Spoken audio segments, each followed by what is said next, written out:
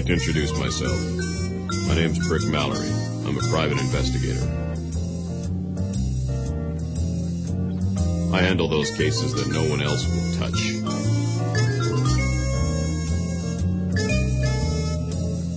Although I deal with your standard crimes such as murder, blackmail, murder, kidnapping, stolen goods, and, of course, murder. I specialize in the more bizarre crimes that involve clones, aliens, mind control, identical half-twin brothers and sisters, and, of course, murder.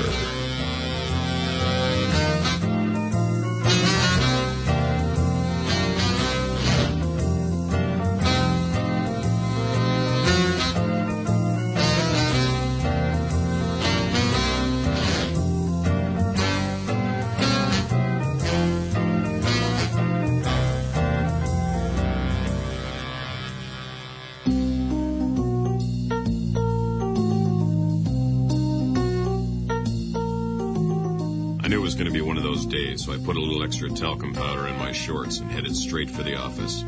This was not your average Brick Mallery walking down the street day. No, sir, this was a very special day. I was elected by my peers as the best private investigator in my price range. Not bad for someone who's living off embezzled money from a once long-lost partner.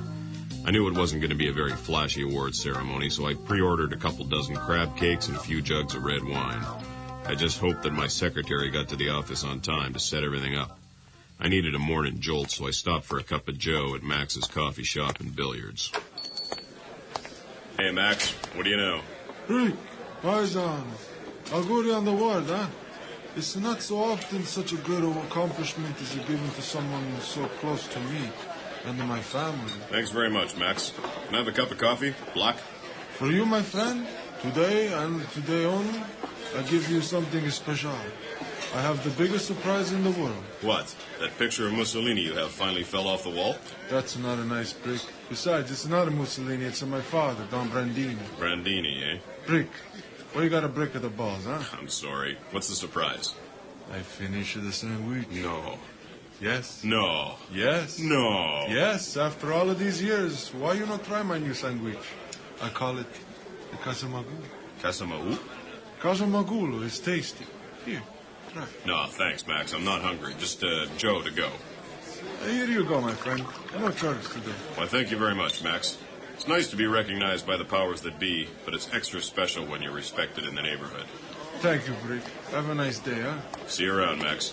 Okay, Brick. Bye-bye. Minutes later, I was at my office, and my secretary was running around like a chicken with its legs cut off, moving around, but not very fast in many directions. It's about time you got here. They're going to be here any minute, so put the jug wine into the nice bottles and go down the hall and get the crab cakes out of Stan the accountant's office.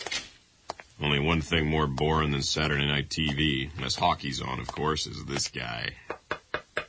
Come in. Hey there, Stanley. What's the good word? Not too much, Brick. The new tax laws are coming down soon. That should really pick up my life. Thanks for keeping these in your fridge. I really appreciate it. No problem, Brick. What's going on next door? A party? No, I'm being given an award. It's like a 5-minute thing. Really? I just got an award myself. For? Being the best accountant in my price range. It's a nickel and dime thing, but my mom was really happy. If you want to see it, it's under those papers over there. That's tremendous, Stan. Let me get out of your hair. I'm sure you have some numbers to crunch. Maybe we'll go to the Spider Goulash for drinks one of these days. I've always wanted to go into that place. Stay out of trouble, Stan, you hear? You're crazy, Brick. Just crazy. Freaking 2-bit award. I spent all this money on food and drink, and they're giving them away like fur hats at a pimp convention. I got back to my office to find my secretary sitting in her chair. Run out of gas, or did you bust a hose? Cute. This letter was on the floor when I got here this morning. Well, what do we have here? Brick, urgent trouble. I must meet with you as soon as possible. I can't explain now. Call me at home. I will be waiting to hear from you. Signed, Susan English. Who's it from? An old girlfriend, my old secretary, my ex-wife, and personal nightmare. She was she? Sounds like a handful. Any more is a waste. Get to work on the wine. They'll be here in half an hour. Do I note a bit of jealousy in your tone? The only thing green around here is the mold.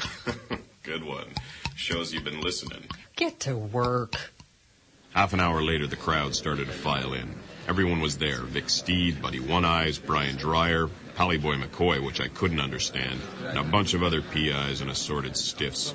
The official from the FBI, Federation of Private Investigators, walked into the office a little later. Most of the eats were already gone, so the presentation started. Today, we are here to honor the best private investigator in his price range. It was not an easy decision to make. No, it wasn't.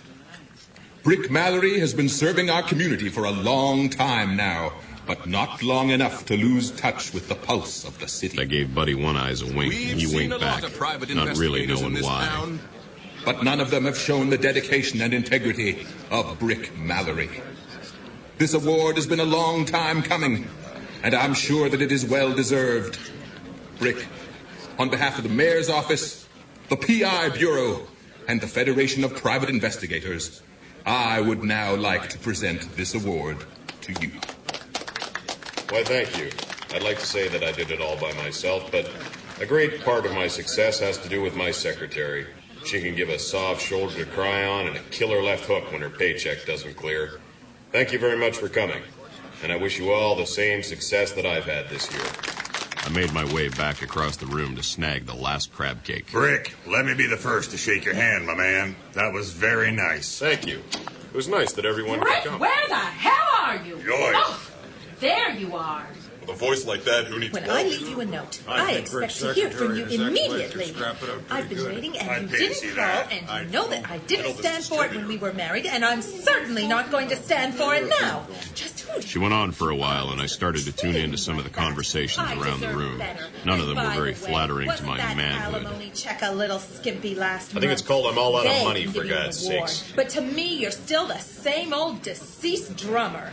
A dead beat. First of all, this is not a very good day for one of your little tantrums. I'm being given an award for my service in the community and as the top private detective in my price range. That's why I didn't return your note. And secondly, the last time you sent me one of those notes, you tried to kill me. It was just after our divorce. That's what led to our divorce. Let's go outside into the hallway. It's a bit more private. So, what do you want this time? Well, Brick, I want to hire you. I don't think I can afford it. What, the time? No, the pain. Brick, be serious. I need protection. I think that some people are trying to kill me. That's quite a surprise. Brick, now listen, or I'll tell everyone how bad you are in bed. Most of them already know the... All right. Tell me your story, and I'll see if I like the fabric of your yarn. Very funny, nitwit. Very good. At least you learned something in that darn marriage. Okay, Brick, you win. Just listen. This man has been following me for a couple of days now. Every time I go to show a house, there he is, just standing around, watching. How is the real estate racket these days? That's not the issue. Would you listen? Continue. Thank you. At first, I didn't think much of it. To tell you the truth, I thought it was one of your stupid tricks. Then I realized that we haven't had any problems since that hand grenade thing. Don't remind me. Too many coffees for you that day. Look, Brick, will you help me? Of course, I need the money. Money? Damn straight, I should charge you twice the price. All right. When can you start? As soon as the party's over. I asked Susan to give me her agenda for the next couple of days. She did, and I said I'd meet her at her next showing. We parted company, and my need for a Valium soon subsided. Let me through. Get out of the way, Dwyer. You're always in my The only people left were Vic, Buddy, and Brian, huddled in the doorway arguing, all trying to get out at the same time. Trouble on the waterfront, Brick? Well, Vic, someone's trying to kill her, so she thinks. So, what are you going to do? She's paying the money. You're making her pay? Man, that's straight Why up. don't you shut up, Brian? Shut your hole, Vic. Why don't you? Would you both shut up? Let's go for some lunch at the bar. Can't you see that Brick has work to do? Thanks, Buddy. By the way, thanks for the crab cakes. My pleasure. I used the special crabs. Is that right? You'll get the bill. Well, it was time to get back to work. But first, I needed my special hearing things and special close-up seeing things. I hope nothing happens between you two. Only two things can happen. I will catch this guy, or my ex-wife and I wind up in great pain from a stray bullet or sharp knife. I hope so. See you later. I'll call in for messages and to give you updates. I went downstairs to my car, which had another ticket and another message from one of my favorite birds. Lucky thing I wash my car twice a year, whether it needs it or not.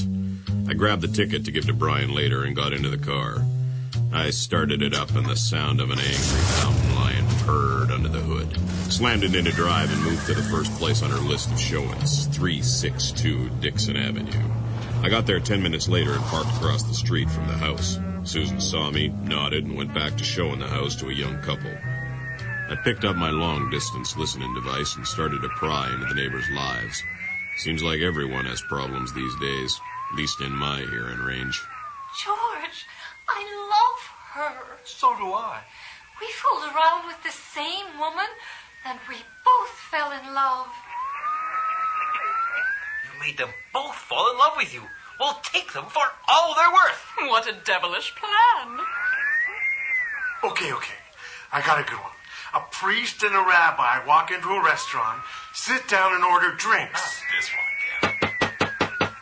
Hey, pal, what's going on here? Oh, lucky thing I was wearing my seatbelt or I would have hit my head on the roof of the car. I would like to know what you're doing here. And who are you, Andy Taylor? Yes, as a matter of fact. That's what it says on my name tag. See? Lucky guess. I would still like to know what you're doing here, Kreskin. I'm Brick Mallery, private investigator. I'm here on business. The lady in that house is a real estate agent, and someone is apparently trying to harm her. Good enough for me. Can I help you in any way? It's not necessary, but thanks anyway. Say, what the hell is that stench? Oh, that was lunch. This guy said it was his new famous sandwich, and I had to try it. I know the story. Kazumagulo's revenge. I'll tell you what, I'll stop listening to old men in corner coffee shops about their new food items if you stop listening to the neighbors. Sure. See ya, pal. The security guard staggered back to his car. An obvious boozer. I put my hand out the window and waved him off. I put my headphones back on to see if I could catch the rest of the joke from the guy in 380. So the rabbi starts laughing and says to the priest, "Yeah, the worst part was when they took half my brain." Just then there was a scream from 362. It was Susan. I ran up to the front door and pushed it open. I saw Susan in the kitchen. She was as white as a Spanish onion and pointing at the sliding door which led to the backyard. Brick, get in here. The backyard. There was a man in the bushes. The one who's been following me. Is he still there? I think he's gone. Oh, I need to sit down. Let's go into the living room. So, what happened? I was upstairs showing the bedrooms. Antonio and his wife wanted to talk alone, so I came down to the kitchen. And there he was, that weirdo, staring at me from the backyard. What was he doing? I guess I should have introduced myself because the young couple was still upstairs, and what I believed to be a rather large man came stampeding down the stairs, and right towards the most unlikely of mortal heroes, me. Ole! Oh, Christ. Stepped slightly out of the way and into the stone fireplace the chap went. And he was out like a 400-pound man trying to steal third off a Johnny Bench. Lucky thing I didn't skip move out of the way 101 during PI school. Next to lines, it was my best course. I think the weirdo's long gone by now, so it's probably safe for you to go outside. I'll be the judge of that. The backyard was of normal size for a midtown home with lots of bushes and a 4-foot fence. Big enough to tell people not to come in, but small enough so neighbors don't get offended. I looked around and saw nothing until I came to the back fence. A bit of material on it was hanging by a thread, and it wasn't a Milton Berle joke. It was a torn pocket from a windbreaker, probably left behind when the suspect jumped the fence. I looked inside the pocket and found a pack of smokes and some matches with Vlad and Pale Bar printed on the cover. A clue. I took out a smoke, lit it with one of the matches, and went back inside.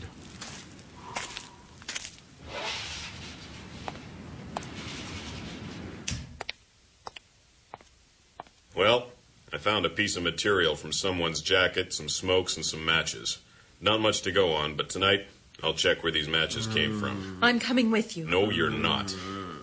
I got a good look at his face. How will you identify him if you don't know what he looks like? I'll pick you up at 7. Come on, son. Get up. You know, Sporto, If a raging moose comes running right at you, all you gotta do is step aside and it'll keep running straight. That's what happened to you. Nothing much happened the rest of the day, so I went back to the office, practiced flipping cards into my hat. You never know when they might allow me back to play in the next tournament. I asked my secretary about the name on the match book, the Vlad and Pale Bar. She said that she used to go there in another life, and that it's now a rundown bar where freaks and sociopaths hang out. My kind of place, I thought, and it just might be enough to scare the crap out of Susan. I picked up my ex at 7 as agreed, and we were down at the Vlad and Pale Bar by 7:30. I found a parking spot close by, so I felt lucky, and a bit safer. We found the front door to the bar and walked in. Good evening, sir. Madame, right this way. Now, I'd heard of dark before, but this joint was pitch. The only way to see anything was to buy one of their candles. Then later, I walked up to the bar to get some drinks. The only thing they had were Bloody Marys and grave errors. I'd never heard of a grave error, so I ordered 2 Bloody Marys. $15. What are they made out of? Real blood? I walked back over to where Susan was standing and handed her a drink. I think I see him. The only thing I could see is nothing. I might as well be eating at a French restaurant. At least I'd know I'd be getting ripped off when I made the reservation. There he is over there, I swear. I swear it isn't becoming of a lady. You shut up with your stupid jokes. I think he went in the bathroom. What do you want me to do about it? Go talk to him. Men don't talk in the job. Get going. Ouch. Don't pinch me there. I'm going. Ask him where he was today. P.I. Jr. all of a sudden. Obviously, she had not learned that much about detective work during her marriage, or she would have known that one has to be smooth about these things. As I kept walking, I noticed that there seemed to be a bunch of other things that were a little strange about this place. Dark, yes, but the people in this joint were just lying around like there was nothing else to do. Come to think of it, there were no pinball games, no pool tables, no shuffleboard, no mirrors, and most important, no Jatoni. I pushed open the door to the can and spotted the suspect. I went over and stood next to him and began to look him over for a missing pocket. Hey, freak, this ain't no peep show. Oh, I actually was not interested in that. I was wondering what happened to the left side pocket of your jacket. Well, it looks like this one right here, doesn't it? I pulled the suspect's pocket out of mine, took out his pack of cigarettes, and lit a smoke. So? I was wondering what you were doing at 362 Dixon Avenue earlier today. I can be anywhere I want. It's a free country. You know, I've never heard anyone say that with more conviction. The problem is that's the most overused line in the history of mankind, and it's a load of crap. So I suggest you tell me what you were doing there today before I crush your head in the urinal. All right, pal. I'll tell it like it is. Your lady friend, she's a psycho chick, and she's gonna turn That's into a... That's enough out of you, freak boy. I tried to hide myself from the spray of blood and guts, but this time it happened too fast. The second the bullet hit the guy, he shriveled up into nothing and vanished. Except for the blood and guts, which wound up on me. Special new composite bullets, Brick. They disintegrate the skin and bones of a human body while leaving the innards. How nice. But what the hell for? To baffle the police. I don't think you need to do that to baffle the police. Move, smartass. Right then a door appeared and opened behind one of the stalls. She waved at me with her gun to enter, and she followed me in. As we walked through this tunnel, she started talking about old times. You know, Brick, things weren't that bad. Which marriage were you in? Now, don't start. At least I didn't take your self-esteem. Down the steps. I ain't no old train. I don't run on that stuff. I move on my imagination, baby. S-team, not steam. Keep moving. What daytime TV have you been watching, Jack? I hate it when you call me men's names. Turn left. Why do you think I did it so often? I'm the one carrying the gun. Turn right. Congratulations. Carrying a gun and walking. Call Ripley's Believe It or Not. If you wanted me dead, you would have done it years ago. Turn right and stop. Ah. A damp green tiled room beneath the city. How appropriate. With all this cloak and stagger zen crap, you must be working with or for someone else. How right you are, Brick. By the way, nice piece of tailoring on the threads. I like the way they worked in the small intestine. Yeah, thanks. If you like, I'll give you my tailor's address. He's just down the street. Why, that would be just grand. Just hold on for 2 seconds while I get something to write. Enough of your wisecracking, Mallery. You started it. So when the hell did they let you out? They didn't.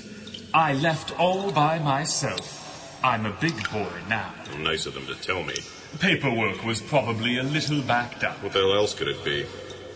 Well, Susan, I hope you realize that you're working with one of the all-time greatest bullshit artists in the history of mankind. Let me present to you right from the land of lunacy, the Council. By the way, Council, what's it like to have a first name that's a determiner? I'll let you in on a little secret, Brick. My real name is LaFunk Cranston. No. Susan, is it true? Yes. He was tired of living in his brother's shadow. Not only does he have the power to make himself invisible, but I've been practicing on my mind control powers, and I've reached a level of expertise. Really? Last time we met, you were still at the professional level. So what do you have planned for me this time, Councey? Well, Brick, since it's been such a long time, I thought I might start out with a little mind control, and then a little side order of mass murder. Committed by yourself. You tried that before and it didn't work, remember? Ah, true enough, Brick. But I was winging it last time. This time I've got a solid plan. Oui. Would you two shut up? The plan is to get everyone in that stinking Vladden Pale bar to run wild in town. Brick would have to kill them and in turn be thrown in jail for the rest of his life for going mad. She is right, you know. Well, let's get to work. I'm ready. No. First, we'll let you go. You, being a creature of habit, will try to warn people. Go to the police to tell them of the evil plot that will take the city by storm.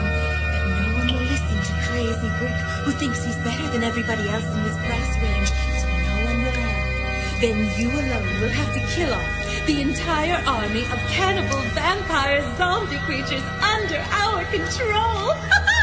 She does go on a bit, doesn't she, Councey? She is a rookie. She'll learn. Now get out of here, Brick, before I change my mind. You change your mind more than a backbencher trying to get reelected. You're always the witty one. The next thing I know, I'm out on the street and the door I just went through vanished. I had to warn people about this evil that would be coming to town, and it wasn't the Billy Joel concert. First, I had to get my car. I ran around the corner. It was still there, thank God. I started her up and raced right over to Brian Dryer's office at 13 Division. I knew that he usually works late, so I might be able to catch him before he left for the Spider Goulash bar. I arrived at the division in about half the time it would usually take, and went up to his office. He was sitting at his desk when I ran in. Brian! Brick, what the hell are you doing here? You would not believe what just happened to me. If you were out with Susan, I wouldn't even hazard a guess. He leaned over to turn off the solitaire game on his computer. I told him the sordid details of my evening with Susan, the Council, what had happened, and what was about to happen. The Council? That crackpot's still in the slammer. Brick, you know I would have told you otherwise. Give me a minute to turn on my computer and search the records. Here we are. Back up of paperwork, I guess. He escaped from the courthouse a few days ago. No one's seen him since. Well, I did. And later on tonight, he's going to unleash an army of cannibal vampire zombies onto the city. There's no time to warn anyone. We got to get to my office and prepare for the ghoulish invasion, too. When was the first? When Buddy One Eyes came to town. The bit about the cannibal vampire zombies didn't even seem to faze Brian, which kind of fazed me. Well, Susan, I think it is almost time to let those people out of the bar to take over the city. It was a stroke of genius, my idea, to capture the homeless, vagrants, bag people, drunks and politicians, assemble them in the Vladden Pale bar, melt their minds with my marvelous mind control abilities, and let them take care of our dirty work. Whatever you say, LaFunk. I'm just happy your grey matter's up to snuff after all that electroshock treatment. You doubt my powers? How can you? Cool your boots, Jack. Jack? The plan is working, and revenge often turns to murder when it involves a brick. What? Never mind. Just let those morons loose in half an hour so I'll have enough time to get out of here. What about me? I have to get to the airport. You said you'd send me to a singles club in Jamaica in return for... Shut up! Be ready to go in 15 minutes. And LaFunk, your spell had better be good for up to and including 1 hour. Oh, it is. It is. I'm going to Jamaica. I'm going to get lucky. Brian and I got to my office 15 minutes later, only to find my secretary sitting in her chair, passed out with the rest of the vino around her like a defense shield. I walked over to her and gave her a couple of light paintbrushes across her mug. She woke suddenly with that left hook I mentioned earlier. It connected with my jaw. I got up and told her the problems that would soon plague the city. You can't be serious. More serious than French toast and gravy. Now that's serious. Can I do anything? Yeah, would you call ahead to the Spider Goulash and order 3 double whiskeys and 3 English muffins, no butter. No butter? Don't leave any slippery fingers tonight, Brian. Where the hell do you think you're going? I thought... The 3rd whiskey's for you, or ain't you looking for any adventure? Let's go!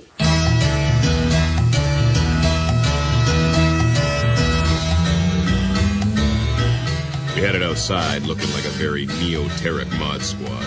Our mission? To search out and trash some crazed cannibal vampire zombies under the mind control of one, the council, who was under the control of one pain-in-the-ass ex-wife.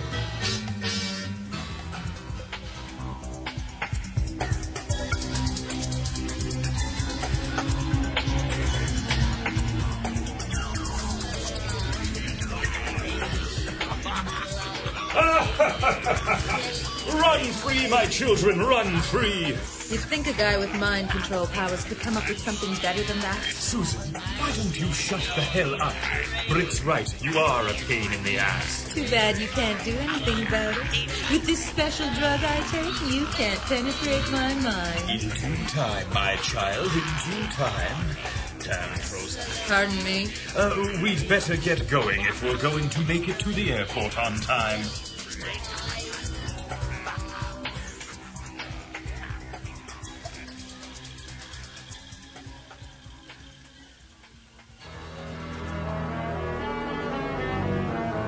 The streets had a strange feeling to them this night. My company, Brian, my secretary, and I were as ready as dogs in heat. Standing in the street with guns out and wits on end. The smog covered the pavement like a cheap duvet. Something was going to happen soon. I felt it in my bones. I hear something coming from over there. Where? Here they come. Suddenly, around one corner, a herd of cannibal vampire zombies blazed a trail of destruction. We opened fire like a Jimi Hendrix solo, messy but perfect. For the first round, we took out the end line and started in on the next. My God, they're gruesome. Don't look them in the eyes or you'll see their souls. And then what'll happen? Nothing, it's just really simple. It could be as bad as the flesh falling from their body. It's a close second, he's shooting. Look out behind you, Brian!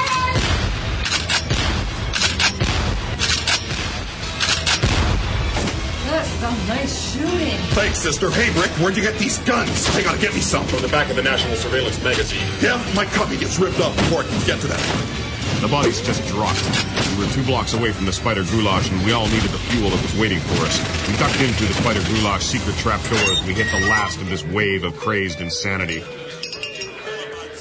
There you go. Hey, sister, having a good time? Yeah, a million fucking laughs. Buddy handed us 3 whiskeys and 3 English muffins.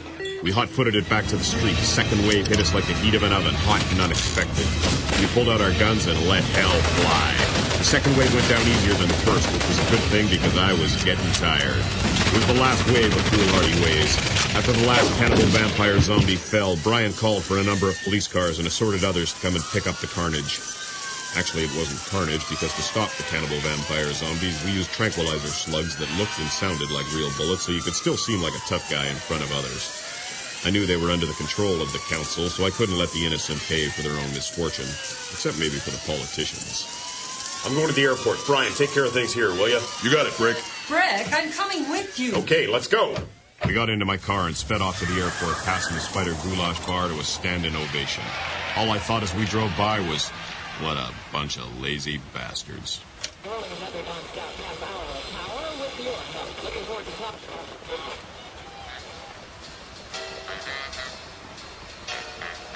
That was the most action I've had in a long time. Not getting much lately, eh? It's not from lack of trying. Still water has no tide. What? I just hope we find them before they hijack an airplane. Do you think you could really do that? You can break out of jail, you can swipe a plane, baby. What if I told you about using that language with me? All right, I'm sorry. I promise I'll never say swipe again. I actually didn't know that Susan and the council were going to the airport, but I thought it was a good guess. 2 hours later, we figured it wasn't a good guess. I took my secretary home. Want to come up for a nightcap? No, thanks. I'd look foolish wearing one of those things. I'll see you tomorrow, Brick. Hopefully. I drove back to the office to return the bag of weapons and unused ammo. I parked outside my building and looked up to notice a faint light coming from the window of my office. And it wasn't rehearsal night for my a cappella group. I quietly moved up the stairs, my weary bones aching from the evening's frenzied street battle. I arrived at the outer office door and found it unlocked. I put down the bag, drew my gun, keeping my tranquilizer pistol concealed in my coat pocket. I slowly opened the outer door, letting my gun lead me in. The light from the hallway illuminated the room. No one was there. I edged toward the office door. Without warning, I kicked in and jumped into the room and was frozen like a deer caught in the headlights by my own desk lamp. Well, don't you look ridiculous. Ah, crap. Drop the gun, Brick. Well, up to now, it was a good fight, wasn't it, Brick? One of our best. By the way, Susan, what did you do with a psycho? You know me. I always keep my end of the bargain. He did as he was told, so I paid him and drove him to the airport. He's on vacation somewhere. You were at the airport? Yes. The one where planes come and go The at? very one. The airport in this city? Yes. Must have just missed you. Guess so. Coffee? Is it instant? No, you just had water. I'll pass. That's probably for the best. So what do you plan to do now with that thing pointing at me? I thought I might shoot you in the leg, just to remember me by. How could I forget you? Having already distracted her with idle chit-chat, I had slipped my hand into my coat pocket, placed my finger on the trigger of my tranq pistol, and plugged her in the arm. She fell to the floor, silent, for a change.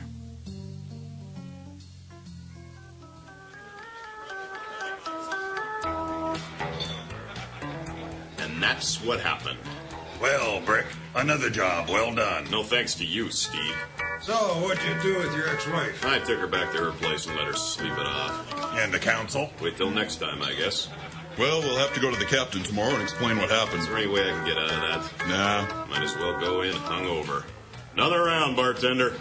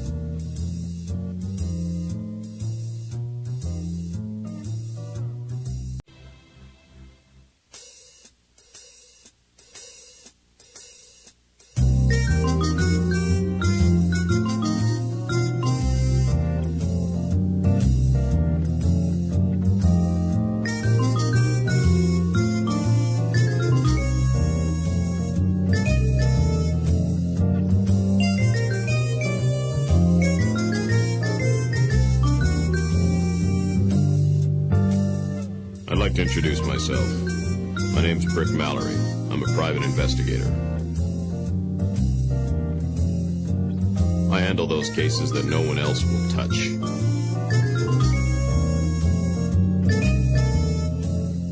Although I deal with your standard crimes such as murder, blackmail, murder, kidnapping, stolen goods, and, of course,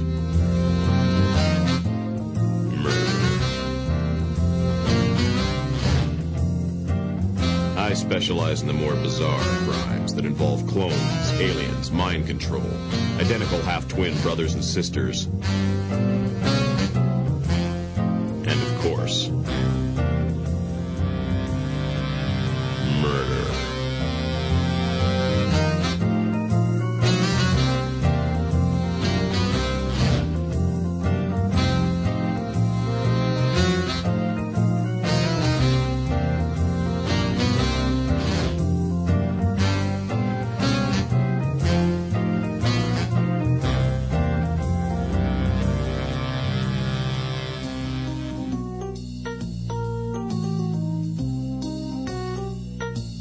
I knew it was going to be one of those days, so I rang my neighbor's doorbell and took off down the street laughing at myself.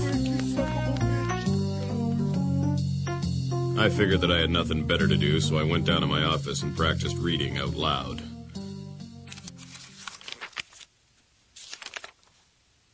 "'Twas a day like any other. The sun was out, and the gay children were playing in the fire water. It reminded me of my childhood, the smell of burning flesh in the open air." Who the hell wrote this? Oh, I should have known. The Margaret Atwood autobiography. I knew the only thing drier than this was Brian's sense of humor. I tossed the book in the trash.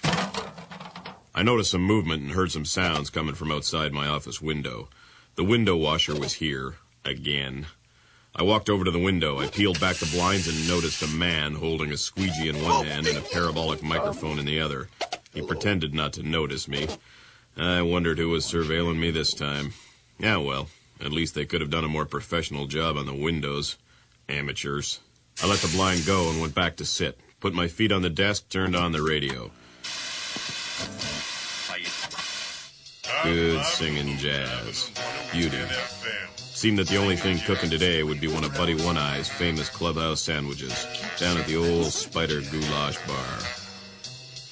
"Hey, baby, what you know? Pass the butter, you know where it goes. Down to Fifth and we'll round the corner." Well, if it ain't Robert Goulet. Whoa! Hey, pal, can't you read?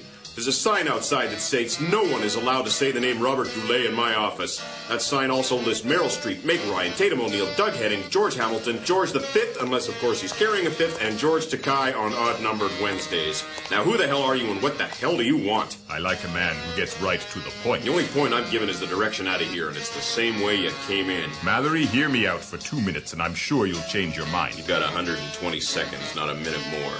Brick, I need someone to protect me and give me an alibi for the next 24 hours. You mean the next 24 hours or the next 24 hours? The next 24 hours. Now, is that 24 hours from now or the 24 hours we're in? After these 24 hours, I need your services in the 24 hours after the 24 hours we are in right now. As long as we get that straight.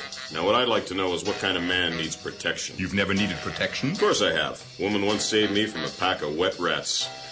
May she rest in peace. Hey, wait a minute. Are you questioning my manhood? Because if you are, pal, I can assure you that... No, not at all. But if you help me, I will pay you a week's wages for 24 hours work. Plus expenses. Plus expenses. Here's your down payment. I'll give you the rest tomorrow and the expenses after this is all over. This is enough, isn't it? I'll give you a bit of a break on the price because it's only for one full day. Well then, I'll meet you here tomorrow at 7:30 sharp. In the morning, that is. And we'll take it from there. Whatever you say, Mr. Mallery.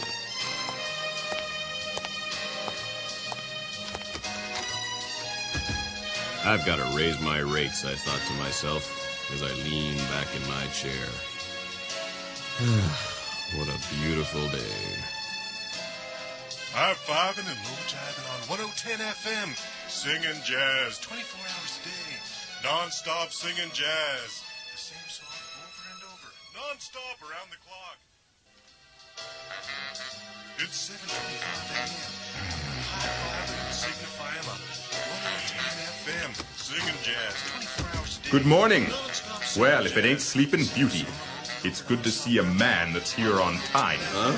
Singing jazz 24 hours a day. What time is it? 7:30. 7:26. And what are you doing here? You just left. It's the next 24 hours. Oh, by the way, your mascara is smeared. What? What are you talking about? Man, I must have slept the whole day away. Holy crap, I look terrible. Not as bad as Tammy Faye. I should have been whipped with a leather belt before I hired a secretary with a sense of humor. She must have put this makeup on my face while I was asleep. Darn, where does she keep that cool cream? Oh, sure. Now, as soon as you're ready, we'll go for breakfast and start the day. Man, am I hungry. I can't believe I slept the whole day. Now, your lifestyle is of no concern to me. Listen, pal, this was a joke played on me by my secretary. Nothing more. Got that? Whatever you say, Mr. Mallery. Hey, Brett, found the cold cream? I heard once that revenge is a dish best served cold. But not as good as when it was originally served hot. Very funny. By the way, make a mental note to order some sound and bulletproof glass for the windows. And don't say nothing on the phone that you wouldn't tell your mother. I think we're being bugged again. Sure thing. See, I told you. I have no value judgment. Shut up. All right, let's go.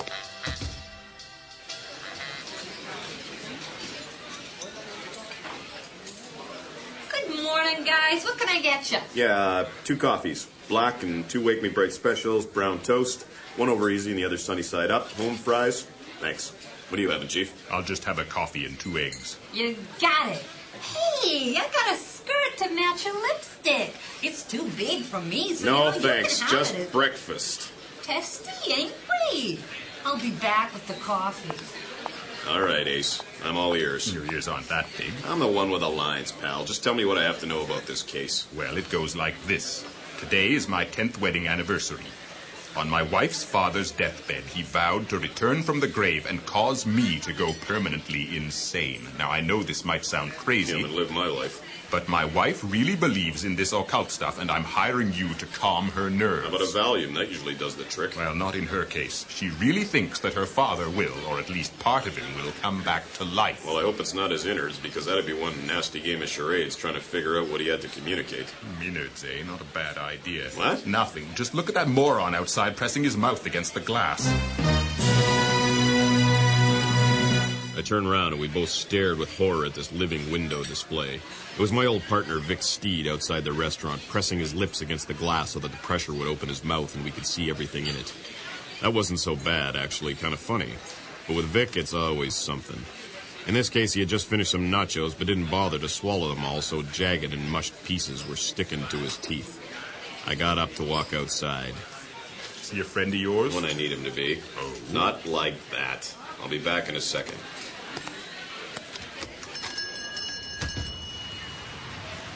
Hey, that hurt. Why'd you cuff me? Can't you see I'm with a client, Pinhead? Sorry, I was just screwing around.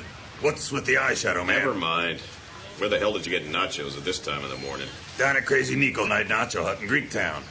How do you know I just finished nachos? I'm an investigator. You know, listen, Vic, I need a favor from you. This clown inside needs protection. Will you cover me for an hour or two? Can I finish your breakfast? Sure. For the next hour or two, my colleague, Mr. Vic Steed, will take over. By the way, what is your name? Some investigator. Oh, yes, how foolish of me. My name is Norman Raines. I was in and out so quickly yesterday that I totally forgot to introduce myself. And he forgot to ask. I'll meet you back in my office in, let's say, 2 hours. I left knowing full well that Vic would make things more difficult and complicated than they needed to be. But sometimes that's the way one can make sense of the whole picture. I went off to Brian Dreyer's police division to check if he had anything on this Norman Raines. And if he did, how it connected to this case.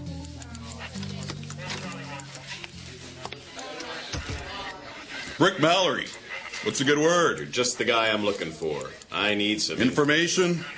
For Christ's sakes, Brick, can't you just come over here to shoot the shit? And you know there are better ways to stop chewing your fingernails. What's with the nail polish? Never mind. If I would stop in every once in a while just to say, hey, I wouldn't be as unpredictable as I am, Brian. Can't argue with that logic. Okay, I'll ask a conversation question. So what's new with Brian? Any gripping new cases? No, not much. Except for that mayor's murdered dog case, which never seems to go away. Spriggs, I called It's you a in here real for one bitch. reason. Why is everybody stealing my lines You're not today? the What do you mean? Never mind. Everybody's rings and So what do you nothing need, happened. Brick? Make it quick. The captain's looking to put someone's prick in his top drawer and slam it shut. I'll get to the point. Get out of here. I need you to look up a guy by the name of Norman. Have you had enough to eat yet, Mr. Steed? Let me finish your eggs and we'll be on our way. Very well. Oh, waitress, can I have another cup of coffee and the check, please? Keep your pants on, pal. Holy fuck! So, Norman, you ever go gambling? Yes, I have been to the track a couple of times. Nah, real gambling. Craps. I've never been to Vegas. No need, my good man. Let's get out of here. With a two-man team, I know a gambling joint downtown that's real easy to rip off. All you gotta do is... Well, Brick, let me check the computer files to see if we've got anything on this Norman Raines. Whoa, here we go. It seems as if a while ago his identical half-twin sister was up on a murder app. It says here that Norman was questioned about his involvement, but nothing really came of it. It also says that his father got divorced when Norman was very young and then remarried. He and his new wife had a daughter together. His wife was eventually diagnosed as being clinically insane, and while she was in the loony bin, it was discovered that her parents were siblings.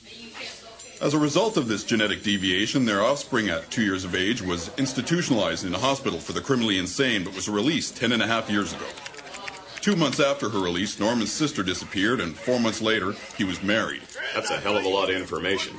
Hey, can I see your copy of this month's National Surveillance magazine? Sure. Here. Don't swipe it. Hey, crazy. I made the cover. Why didn't you show me sooner? Check out this month's listing of the top 20 people under surveillance. You dropped to number 2. Sorry, pal. Crap. Richard Simmons jumped 5 spots to number 1. Look at all these new gadgets. It's amazing what they come up with these days. Yeah, I've heard that with the latest surveillance equipment, they can get you on visual just as simply as they can get you on audio. Is that right? Wait until people start ordering pizzas by pressing their TV screens or through their computers. By then, we'll know how much dust is on their windowsills. Lucky thing I don't have a computer, nor will I ever own one.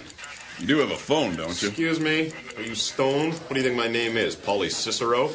I can't even order brass knuckles or a blackjack from the Stolen Goods Network without at least 11 assorted federal agencies and possibly some foreign governments knowing about it.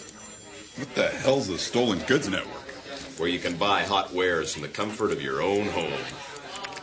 You paid a little too much for that hooker last week, didn't you? I gotta go.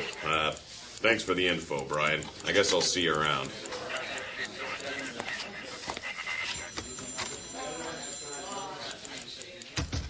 I left the police division, walked outside to get my car, which had 3 lard-ass cops sitting on the hood. I started to wonder how the hell he knew about that hooker. Once on the street, I heard someone calling my name. I looked around, then up to see Brian yelling at me from his 3rd-floor office window. Hey, Brick! Good to see you still make them dress up in the Ruth Buzzy costume. Mental note. I really got to check for bugs. And cameras.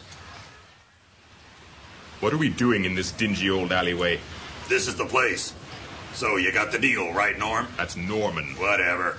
When it's time for you to throw the dice, I'll give you the loaded ones, and we'll divvy the loot. 50-50. I don't know about this. We're here already, so don't screw it up or we're in a lot of trouble. Stick close and let me do the talking. Ah, shit. Not you again, Speed. What's the password? Cigar to show. I'm warning you, Vic. Don't do anything stupid this time. Now, is the hired help supposed to speak to guests in such a tone? Jerk. This way, Norm, my good man. I thought that I might as well see if I could locate Norman's wife. She might have something to say about what was going on. It took me about 15 minutes to drive to the address, which I noticed on Brian's computer screen. I got out of my car and walked up to the front door and rang the bell.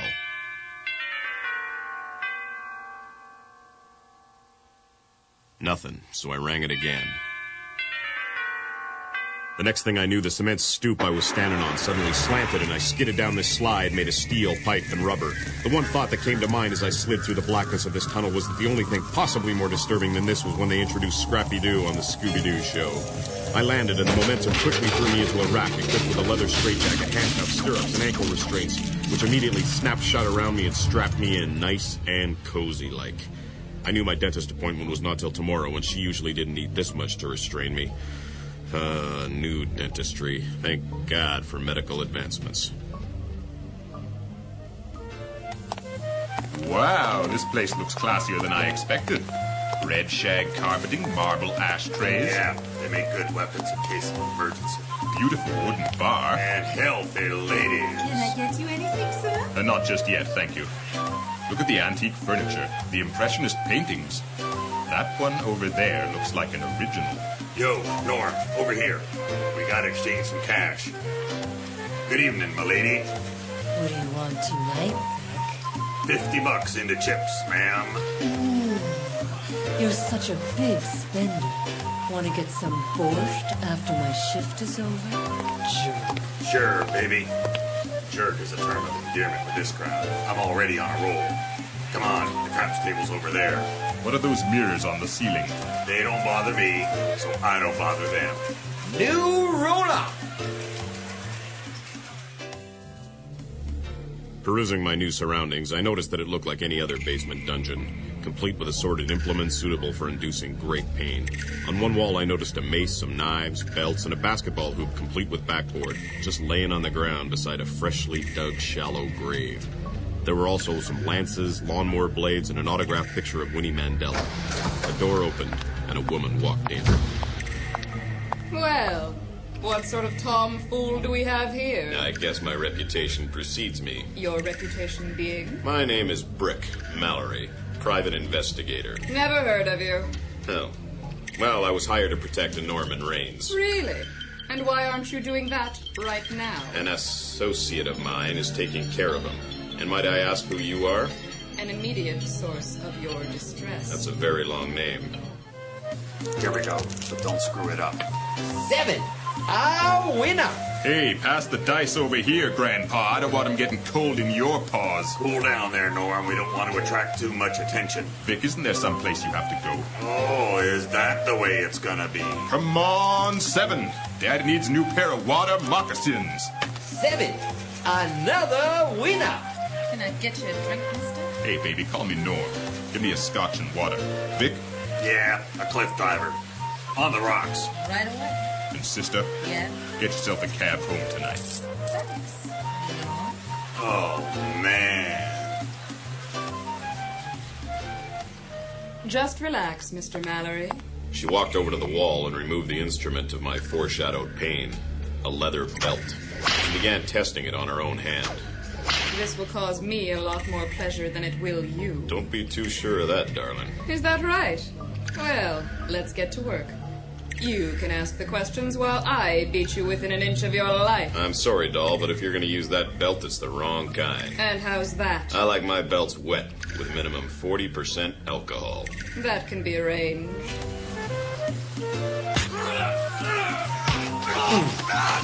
Hey, pal, let go of the suit.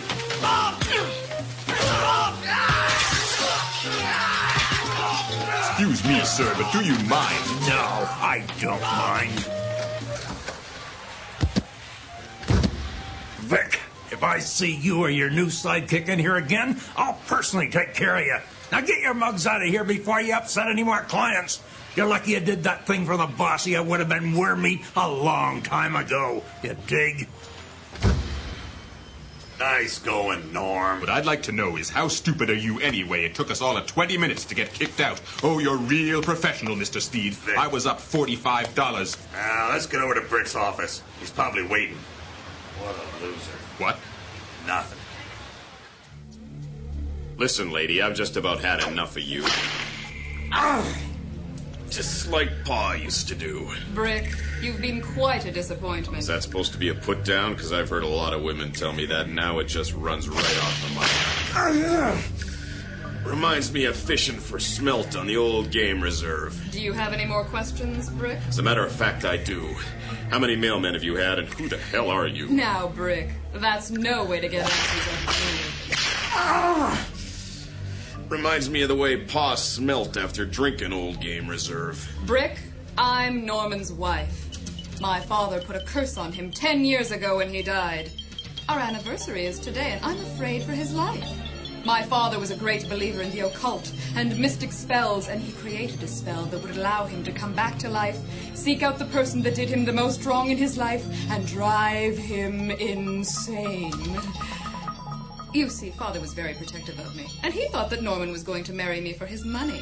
But Norman knew that my father had used up the last of his money on the dihybrid crossing of the Fiji mermaid and a red herring. I guess that didn't quite work out. No. Father was as bad as a doctor when it came to investment. I guess you could say he had a limited portfolio. But if Father decides to come back to drive poor Norman insane, I don't know what I'll do. How about taking up a new hobby? That one you'll have to pay for.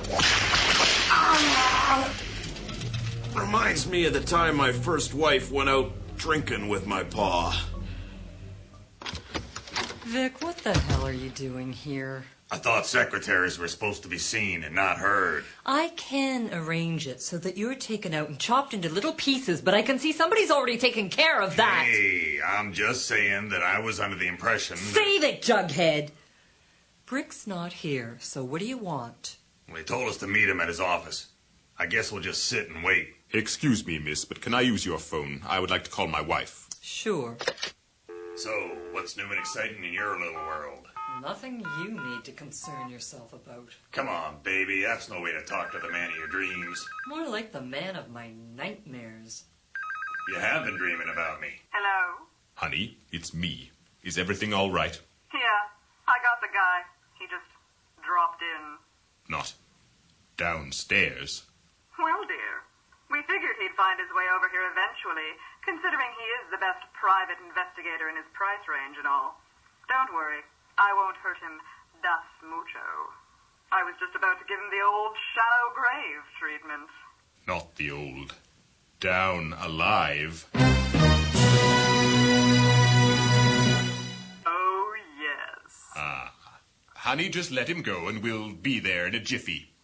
I'll get everything prepared. So, what's going on, Norm? My wife is doing things to Brick. Things, eh? Lucky Brick. Oh, no, not good things. She captured him and has him in the basement, so we have to get to my house right away. This I gotta see. When you see Brick, remind him that he's got a dentist appointment tomorrow. If he has any teeth left.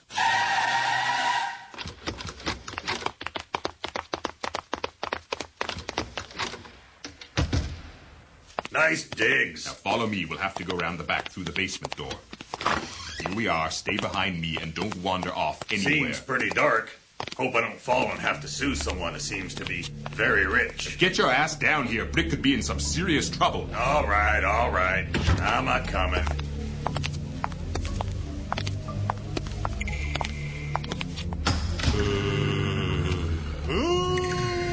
Yoy.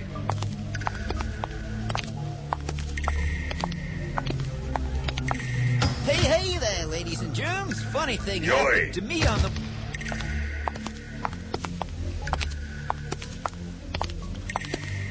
Well, can't you see I'm busy in here? Right on.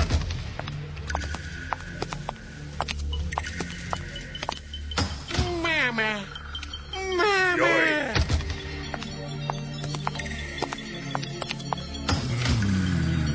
Isn't this scary? No.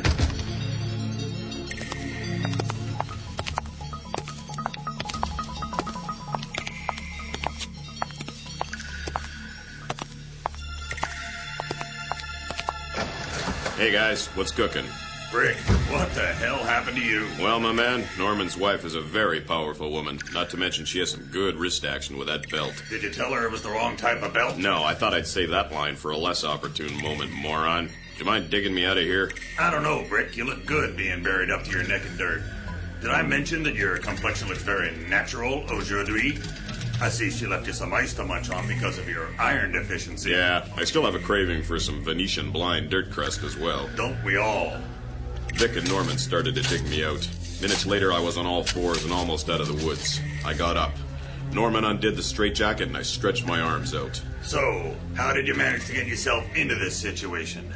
Just in one of those moods? Vic, would you get the dirt off my back? Well, I went down this trap. Stop hitting so hard. All right, Curly Joe. And then I slid down here into a straitjacket and was beaten with gin an inch of my life. With gin an inch? Yeah, I don't like gin very much. That's not what you said last Wednesday. Yeah, but that's why I'm saying it now. If you gentlemen are quite finished, I would like to get this show on the road. Where'd my wife go? Is she really your wife? Or possibly someone else? Such as? Your identical half-sister. Norm, you're sicker than I thought. What the hell are you talking about? Was she not up for murder? Murder. Yes, I suppose she was, but she fled to far-off Europe and was never heard from again. Ah, you finally arrived. Oh, no. Hi, honey. Would you explain something to these clowns? They seem to think... Hey, Brick, take a look over there. I couldn't believe my eyes. Right in the middle of the basement room, the shrunken head appeared and was floating in midair. I reached for the basketball hoop that was in the corner, kicked off the backboard. I moved the hoop around the head like some bullshit David Copperfield magic show. No wires? Nope. My God, it's him. He's come back from the dead. You mean he looked like that when he was alive? I love shrunken heads. You can keep them anywhere. Oh, please don't hurt me. Norm, you all right? I saw a bottle of Halcyon with his name on it through the front door window before I went for that little tumble. Yeah, That stuff will do it every time. Shh.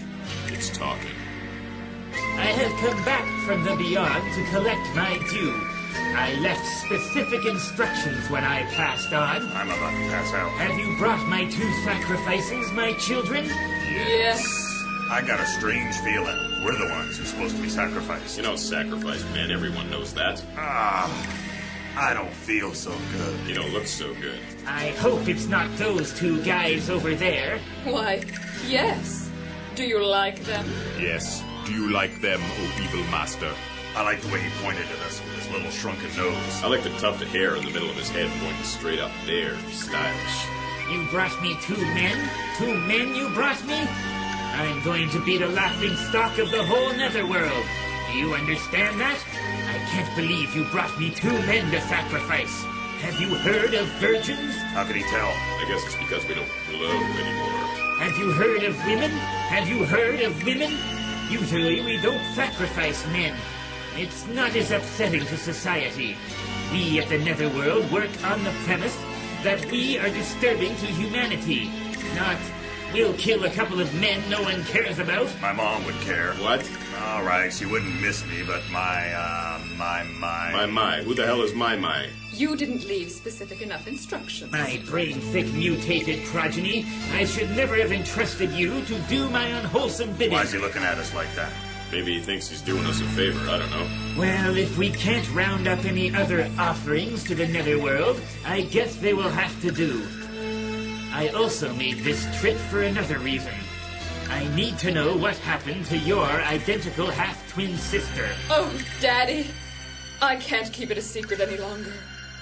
I'm the identical half-sister. Norman, you married your sister?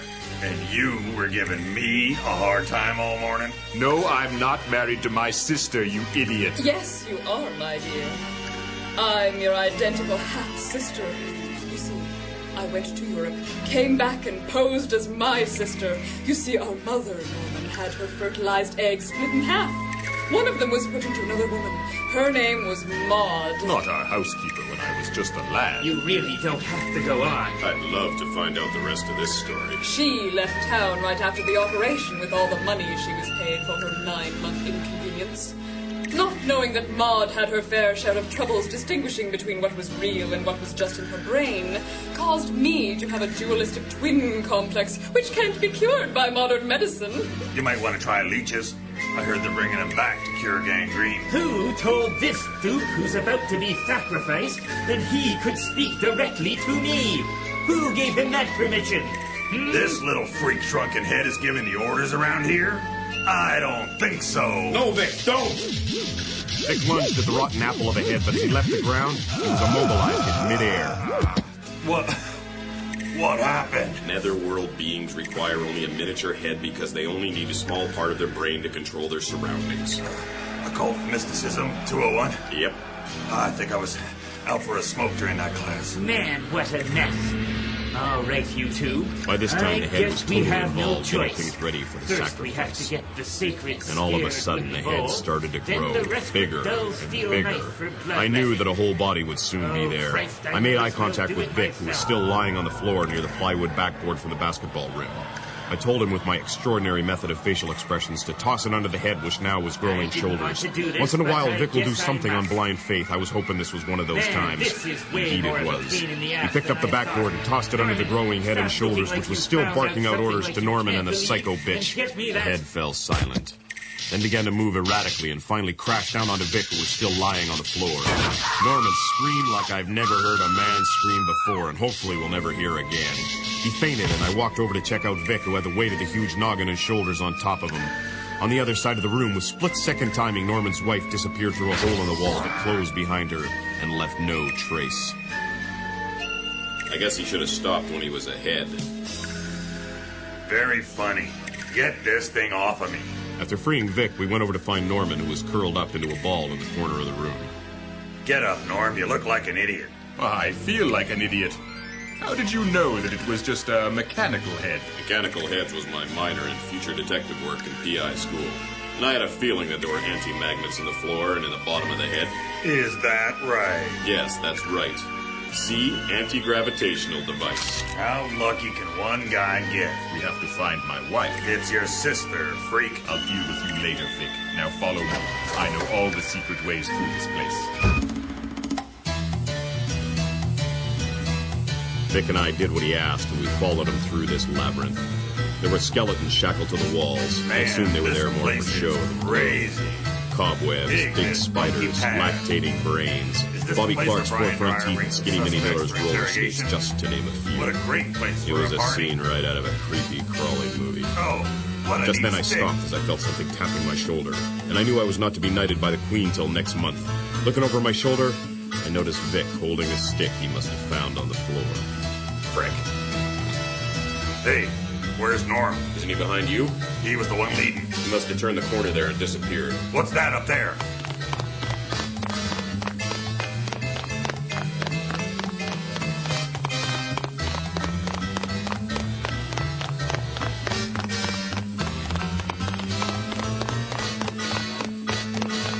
I found him.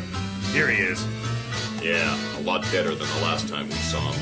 Those limited edition Frank Zappa zircon encrusted tweezers implanted into his skull always do the trick. Hey, those tweezers are worth a lot of money. Don't pull them out. There's been a murder here. Murder. Stop that. What? Murder. Why? Does it annoy you? Would you just shut up and check his pockets for some cash so that I can at least get paid? You? I'm the one. Hey, what else would you have been doing today? True enough. I'll just take the rings. I can deal with that. As we began to rummage through Norman's pockets, a blinding green light flashed in front of us. The ground started to shake and the walls began to tremble. The dust from the mortar held heavy in the air, making it hard to see. The vibrations became more violent as the old bricks began to fall to the ground. We took what we could from Norman's dead body and ran.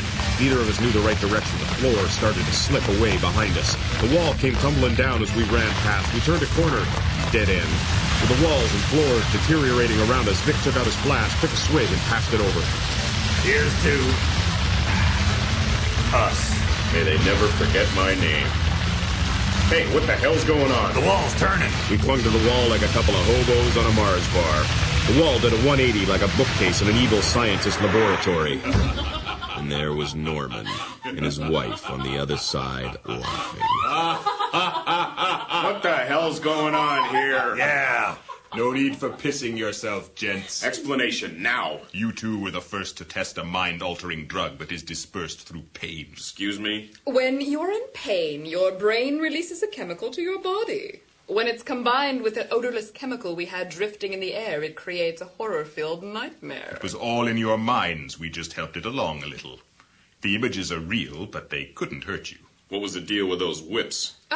Personal pleasure. I can deal with that. But you're telling me that this was just a drugged-out fantasy? Yep. Vic, is he telling me that this was just a doped-up illusion? I believe so. So let me get this straight. This was some kind of spaced-out pipe dream. Seems that way. A daydream, a whacked-out nightmare. Basically. Concocted imagery brought on by hallucination. I speculate that to be true. So like we were tripping out. Bad trip, man. Bad trip.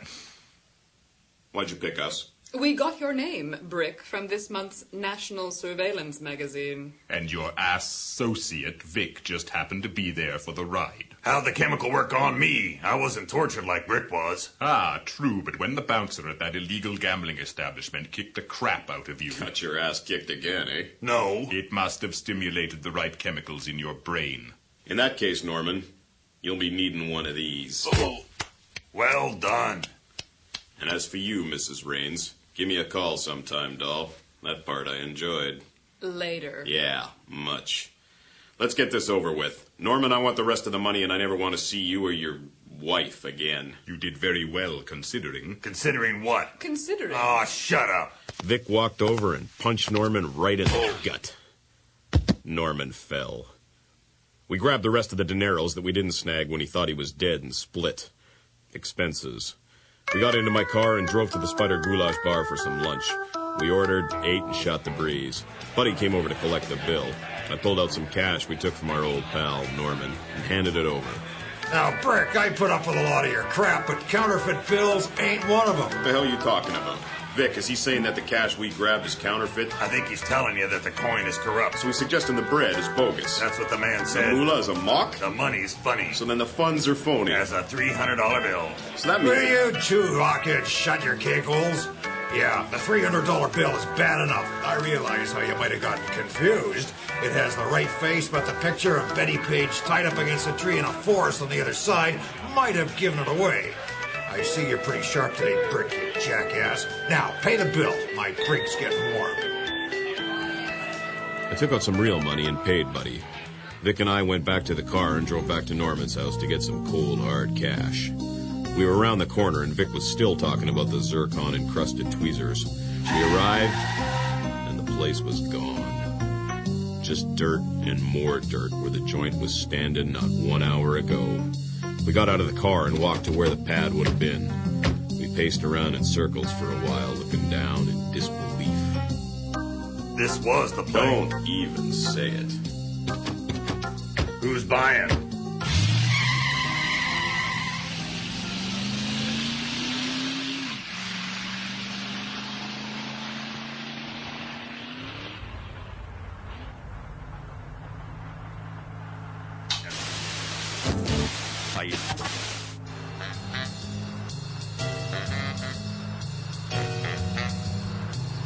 I'm driving and low jiving on 110 FM. Singing jazz 24 hours a day. Keep singing that singing jazz. Hey, baby, what you know? Pass the butter, you know where it goes. Yoy.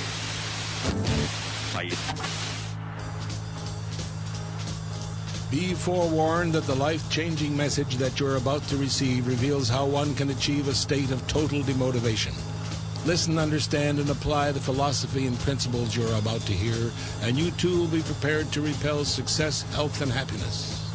Our speaker for this series of lectures is the leader of the beleaguered masses, king of the heartbroken, shepherd of the apathetic, lord of failure, the don of the damned, pontificator of pessimism, and our hedonistic leader. Please welcome our honored speaker and the man of our times, Dr. Gypsy Gunn. Right on.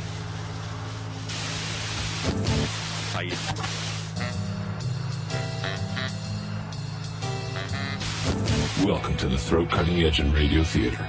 Today we have an excerpt from 3 Days Straight, a rusty barbed wire braid of a crime story filled with suspense, humor, and horror. We join the action as the cops are hot on the trail of a hardened criminal, who we at Throat Cutting Theater are rooting for. Dispatch, this is car 27. We're in pursuit of the suspect in this morning's robbery homicide. Suspect heading west along Mutual Street at 21st Street. Suspect's on foot, carrying a black leather bag. He's probably got a gun. 10-4, all units in the vicinity of Mutual and 21st. Unit 27 is pursuing suspect in 1047, robbery homicide. Suspect is to be considered armed and dangerous. Stand by for description in 20.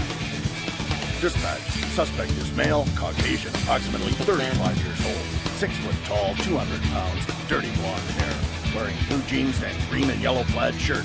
Suspect still heading west along Mutual Street at 22nd. 10-4, all units, stand by for suspect description.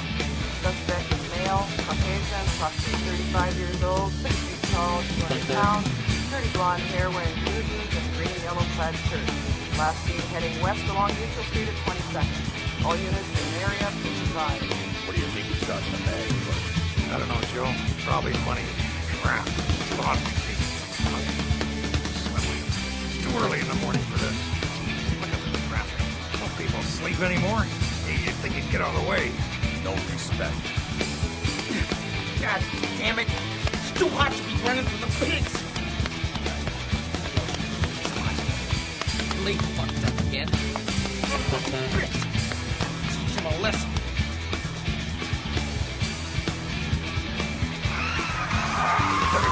Down that alleyway. We got him now. Dispatch, this is 27. Suspect has just entered alleyway south of Mutual, east of 23rd. We're in pursuit. Dispatch, where's the damn backup? Oh, fuck. I don't believe this. What happened to those bastards? Kill that Blake son of a bitch. Straight, right, or left? Freeze, man. God damn it. Wrong choice. Dead end. No time to dump the wall. Burn out car or dumpster. Dumpster. Got a whole clip. Damn cops. Stop! Police! In your dreams! Joe, get over there and cover me. Right. You're surrounded. Give it up or I'll put a cap in your lily white ass. This ain't no episode of Shaft. Give it up, flathead, and stop being a punk-ass bitch. You're the bitch! Bitch! Joe, behind you, they got reinforcements. Aw, crap. Get the fuck out of here, man. What took you so long? Well, let's bleed in to get out of here. He's got back up and we got jacked. Head for cover. Can't win a war on two fronts. Just us. Bro. Blake, go for the cop's tire. Fuck that shit, man. I'm not doing all fix for sure. Gotta make them sense. Tell me. Listen, Blake, you don't kill cops unless it's necessary. Why do I gotta tell you that every time? I don't believe this. Tell me that just didn't happen, Joe. I can't believe it myself. Sometimes I think someone's looking up from below and laughing. He ain't. Sure as shit's being meant to look at later.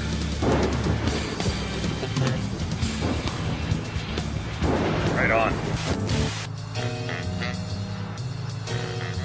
We went back to the Spider Goulash Bar and drank heavily for the rest of the day.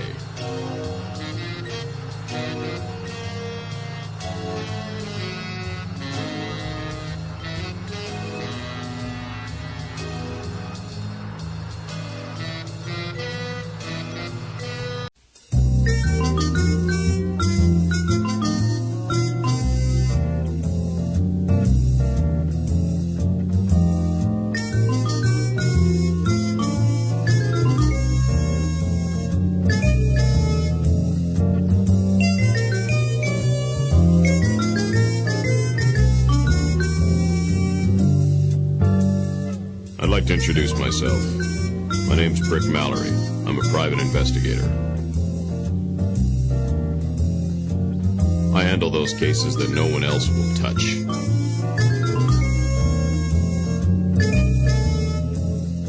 Although I deal with your standard crimes such as murder, blackmail, murder, kidnapping, stolen goods, and, of course,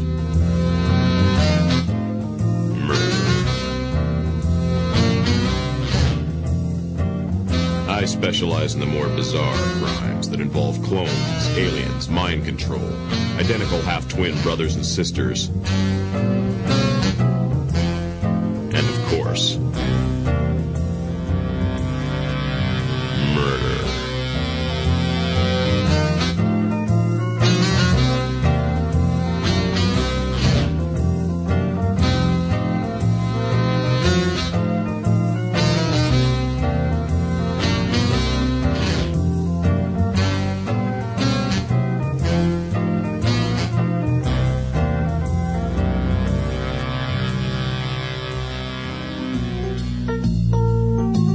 Going to be one of those days, so I signed my organ donor card and left my apartment.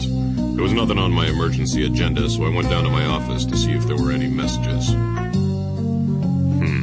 No messages, no secretary, no surprise. I picked up the Daily Rag that was lying outside Stan, the accountant's office next door, and took a seat at my desk. Let's see what's going down in everybody else's world. Front page. Murder. In the first pedigree. It seems that the mayor's dog had been put to death by some bored youth. Same old, same old. Buongiorno, mio sinistro enigmatico. My stereotypical PI secretary strolled into the office and put her out-of-season fur coat on the back of her chair. I truly am the dark enigma. Enough of the Italian adulazione. You're not sweet-talking your way out of this one. Where have you been? Doing things. Ah, Christ, I never should have given you that line to use. What do you mean? Things. The universal answer for doing nothing. What did I miss while I wasn't here? Things. Whatever. Do you want some coffee? Sure. And make it as strong as a bucking mule. Now, Brick, do we have another hangover? Or are we just in a generally bad mood? A little bit of both. Last night, Buddy One Eyes told me that Vic Steed's coming back into town. Last time I saw him, he was running like a Jim Neighbors song. Low, slow, and ugly. I could never understand why he did that. What, ran? No, ran like that. Low, slow, and... I get your point, but sorry, darling, I'm in the dark here. Would you like to fill me in? Maybe later. Now I'll just finish the story. It all happened one rainy night back about 3.5, 4 years ago. Vic ran into some trouble and needed some backup. We found ourselves investigating this new gang on the Lower East Side. At least that's what Vic told me. Why is it always the Lower East Side, not some other place? You must know. It's because in the old days, the powers that be told all the bad guys to hang out there. Bullshit. Anyway, we were checking out this place when all of a sudden we were surrounded by this pack of wild dogs. Their guns were pointing right at us. I've never seen a dog with a gun. As we were looking down cold steel, I reached inside my trench coat pocket for my extra dense smog bomb, threw it up in the air, and this cloud fell upon the area like a frightened squid. I yelled, "Run, Vic, run!" And as we started to run, we bashed into each other. We got up and then ran in opposite directions. The last thing I saw of Vic was his red jacket with Lone Wolf on the back. Why would he have Lone Wolf on the back of his jacket? No, because his idol was Lenny from that TV show. Oh, yeah, I know. Laverne and Shirley. This guy sounds like a real chooch. You're not far off. But we go way back. We used to hunt vegetarians. When it was legal, of course. Well, maybe a couple of times we poached them, but we never, and I mean never, made them eat meat to fatten them up. Free-range vegetarians all the way is what we used to say. Rick, would you shut up? You're making me sick. All right, girl. I thought you were tougher than that. So, when's he coming to town? I don't know. Next couple of days, I guess. What are you going to do? I don't know. I took some acting classes in high school. I might try acting for a while. I meant when Vic comes into town. Well, I gave up hunting. Bad reputation these days, so that's out of the question. Maybe we'll get the partnership back together. No. I'm not working for two PIs on the same salary. Well, it's not worth thinking about until he comes around. Yeah, like a drunken ex-boyfriend on a Saturday night. My secretary left the room to do some paperwork, so I called up Brian Dreyer. He left PI school to join the police racket. Well, to tell you the truth, he got booted out of PI school for dancing the jig-a-jigs when only one jig was allowed, and that one was up.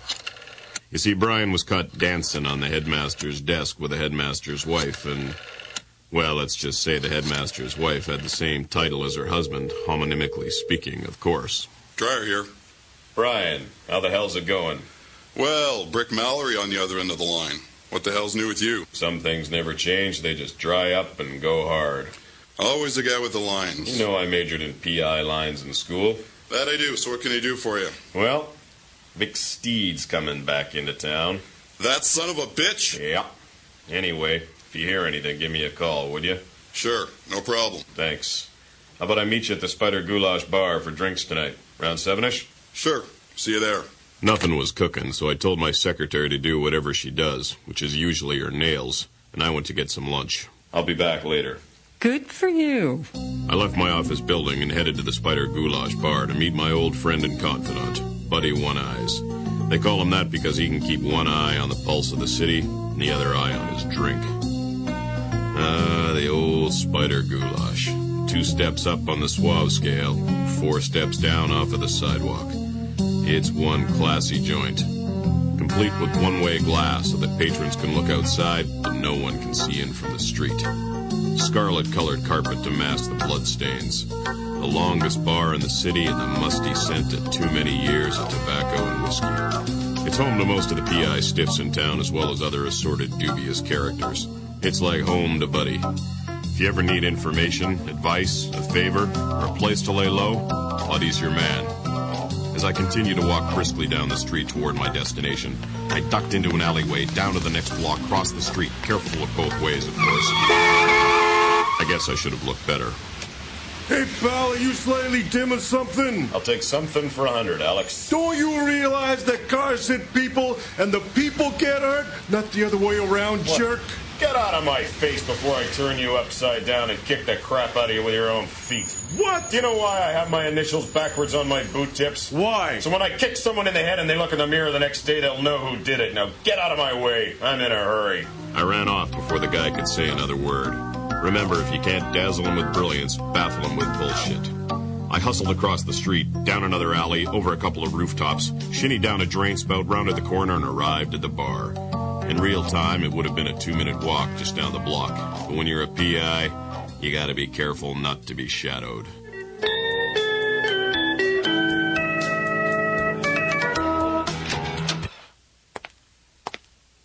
Hey, Brick! Over here! After getting the usual reception, Spider Goulash style, I made my way over to Buddy, who was sitting at the bar.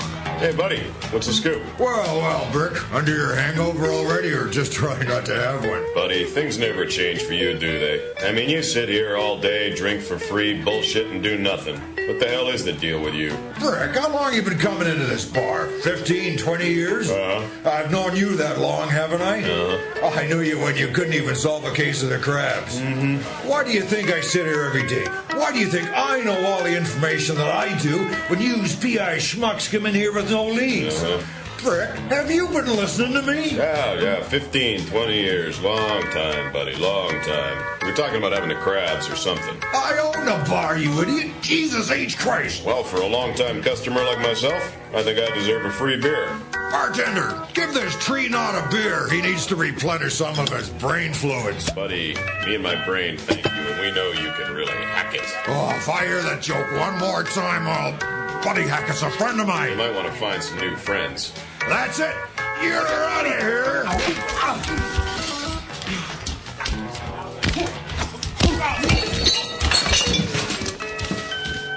See you around 7, buddy. I'm meeting Dryer here. I'll see you then, Brick. Yeah, pinhead. Other than the Spider Goulash, I also frequent this greasy little joint round the corner, Max's Billiards and Coffee Shop. At this point, I needed a cup of coffee and a chicken salad club sandwich. I knew that anything in this joint had to be fresh, and chicken never hurt anybody, except for this one case in 1872 that I read about, the Sam and Ella case. There were a couple of twins who were mauled to death by a rabid rooster, but before the pluck punks were poked, this rooster mated with a number of eligible chickens. But I digress. I walked into Max's. Brick, what's the new? Things. That bad, huh? You wouldn't believe it if I told you. Vito! Mannaggia miseria, I don't know what I'm gonna do with my sister's a boy. Sorry, Uncle Max. You'd think he was drunk out his mind at the ooze on a Greek wedding with all of the dishy Brick. So you wanted the usual, Brick? Sure. Vito, 1 chicken salad club sandwich, and this time don't forget the chicken. Who's the good chicken? This is for Brick. All right, Uncle Max. Hey, Brick, I'm working on the new sandwich. It's bellissimo. He's got a capiculo. He's got the nice sweet Genoa, the nice hot Genoa. He's got a roasted red peppers right from the plant, and the nice spicy sauté mushroom. I'm working on the magical sauce, and the bread, it's a fresh too. The nice panino. Well, if you ever come up with the right combo of stuff, I'll give it a taste. Here's the sandwich, Uncle Max. Here you go, Brick. Thanks, Max. Ciao.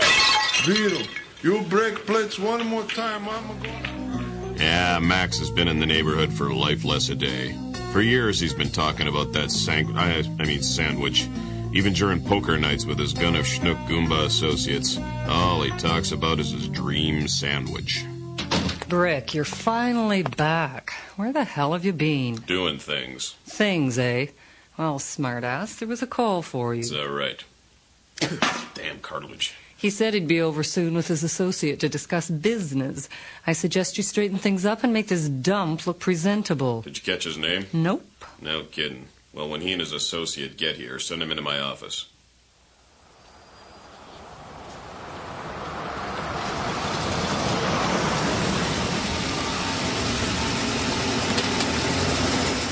This is the place. Okay, let's go.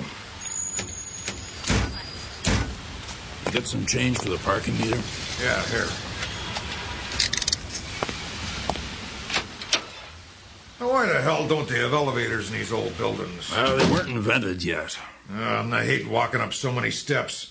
I don't want to get any pit juice stains on my new suit. Lucky thing your tailor taught you how to put in castanets on your epaulets. Yeah, he told me I would have been gilding a lily and I would have stood out like a hermaphrodite at an orgy. I saw one of those people once. At an orgy? Nah, in a book. I had one of them once. What, an orgy? Nah, a book. Yeah? What was it about? How to look your best for any occasion. Well, seems like it really stuck with you. Yeah, I got what they call a pornographic memory. I heard Pally Boy was up to his old tricks. That guy, man, he's a shot short of vermouth and a martinis. But he always gets the job done. Too bad about his name, though. I heard that's why he can never get no regular ties to any organization. 1 week it's the FBI, the next week it's CSIS, the next is the Postal Service, KGB, the government, or the mob. That guy's washing everybody's clothes. Yeah, but he's the only one who could give us this Brick Mallery's name so that we could find out about Vic's steed and when he's actually coming back into town. What the hell happened to Vic anyway? He disappeared a few years ago. Last I heard, he started some beatnik cult in the desert somewhere. But he eventually had to leave. Yeah? Why? I heard that after a while he started to hear snapping fingers and bongos when no one else was around. I've never heard of a cult leader leaving his own organization. Usually they just snap. So, what time they say they'd be here? I don't know, Brick. He called about, half an hour ago. So I assume they'll be here soon. Sounded like he really means business. Good news is like hard cash. It's nice when you have it, and you know it won't last long. I sat down at my desk and poured myself a stiff one. Man, you'd think they'd put an escalator in this joint or something. Yeah, you know what? I like those moving sidewalks. Yeah, me too, but I always feel that if you walk on the moving sidewalks, you're actually moving faster in time. Really? I never thought of it in those terms, but I guess that's why you got the pornographic mind. How much further is it? It's on this floor. Get your gun ready. You can never tell what's going to happen when Pally Boy gives you the information. Oh, what floor are we on? Third. They must have high ceilings in this joint. Can I help you guys? That depends. What are you doing Friday night, baby? Nothing. Lucky for you, there's something good on TV. I'm sure you'd know. You Brick Mallery? That depends who's asking. You or your shiny steel friend. Sorry I wore such a loud suit. I gotta put on my shades. They said you was funny, Mallery, a real chameleon. But they also said you're the best. It depends who you've been talking to, Pally Boy. That's right. Pally Boy McCoy. Yeah, Pally Boy. I never trusted him. My rule, never trust someone whose nickname rhymes with his real one. That son of a bitch comes out of the woodwork when you least expect it. You never know what the deal is with that guy. If I come with such high regards, I hope I can do something for you, gentlemen. Please, have a seat. I've noticed how your office chairs are arranged so that your clients sit in the light of the windows, while your chair is in the dimness against the wall. It gives you an air of aloofness and authority. Why, thank you. It was the second thing the headmaster taught me at PI school. So what can I do for you? Well, Brick, I can call you Brick, can't I? I believe you already have. You're smart as well as direct. What's your point, Mr... Please excuse me. My name is Mr. Gambit, and this here's my associate, Mr. Russell. As in, Nipsey? What's so funny? You know, the guy... is it cold in here? Hey, you're in charge, Nips. I'm Mr. Russell. No, Mr. Gambit, please, continue. Thank you, Brick. We've been looking for a man who's been out of town for approximately 3.5, 4 years. His life is in danger. Excuse me, well, would you mind putting your guns away now? Oh, of course. Oh, what's that? What's what? Oh, sorry. Where were we? What were we talking about? Oh, yeah. This man we're looking for, his name is... What the hell's going on? Mental note. Never change the position of my desk or chair. I stood up, bolted over to my office window, only to see 2 miniature radio-controlled helicopters zooming away into the distance. All I could make out before they were out of sight was the name Lorinda written on the side of each of them. Not only did these 2 evil machines kill my new bottle of whiskey and 2 potential customers, they also broke many air and zoning laws. Bastards. I walked over to see if my secretary was hit. She was doing her toenails, oblivious to the carnage in my office.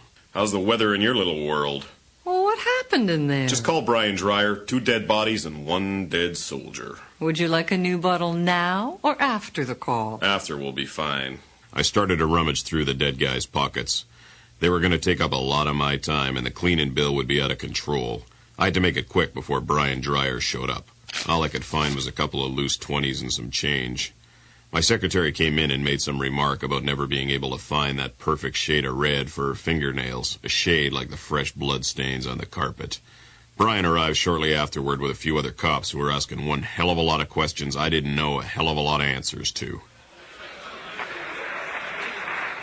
Brian, these 2 dead cats were looking for a guy who's coming into town. Apparently this individual has not been around for 3.5, 4 years. That's all I know. Man, those are some loud duds.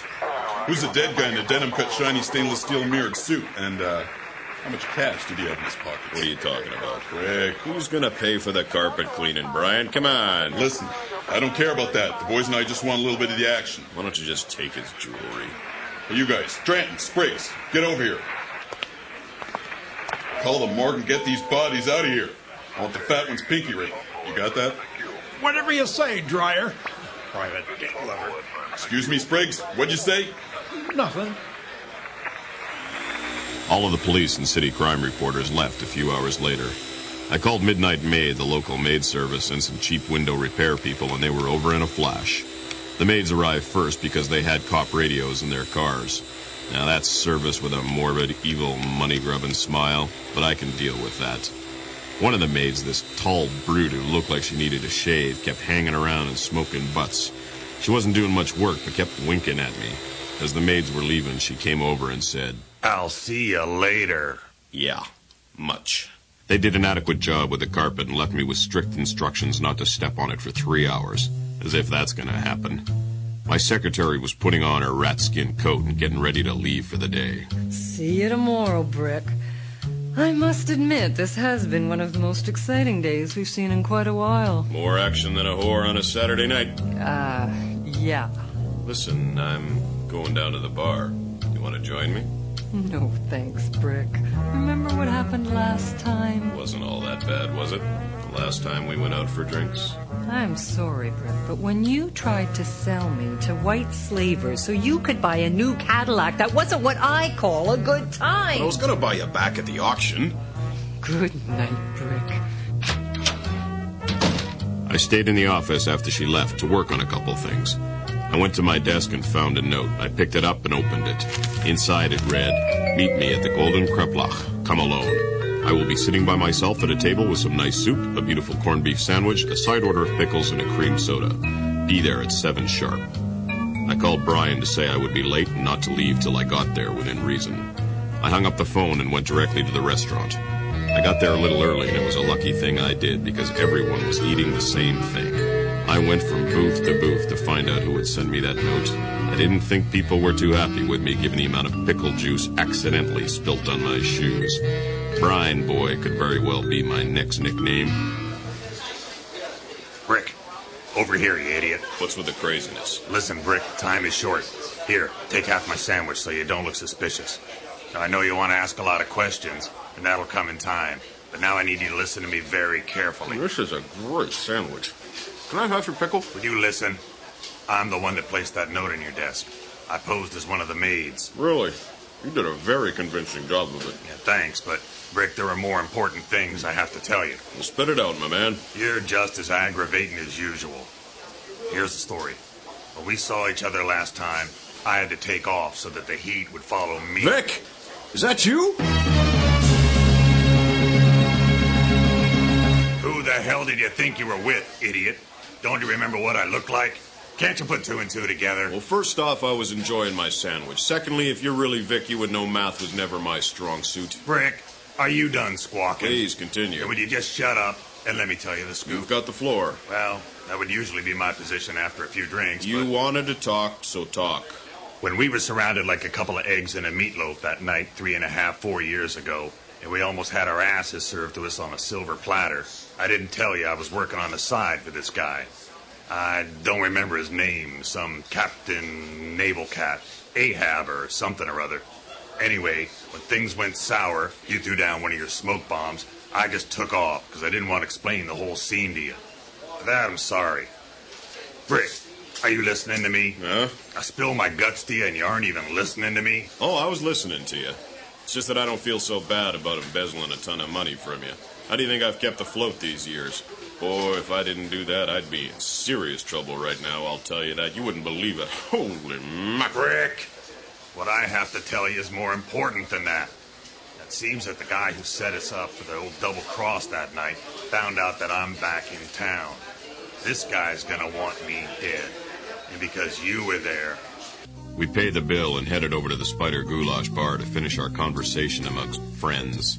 It was close to 9 o'clock, and I knew that Brian would be in for one hell of a shock when we came into the bar this eve. I wasn't let down. If two guys hated each other more than Vic and Brian, I've never seen it. The only thing that kept them from killing each other years ago was that they made one hell of a lot of money together. The thing that always got Brian really wound up was that Vic could talk Brian around his little finger. Hey, Dryer, want the same or another of the same? I'll have an Alaskan polar bear, buddy. Coming right up. So, what are you waiting for? Oh, I'm supposed to meet Vic Steed? Hey, buddy, Brian. Hey, you guys remember Vic? Hey, buddy. Long time. Hey, Dryer. Yeah, how's it going, Vic? Hey, buddy. How's about a round of whiskey?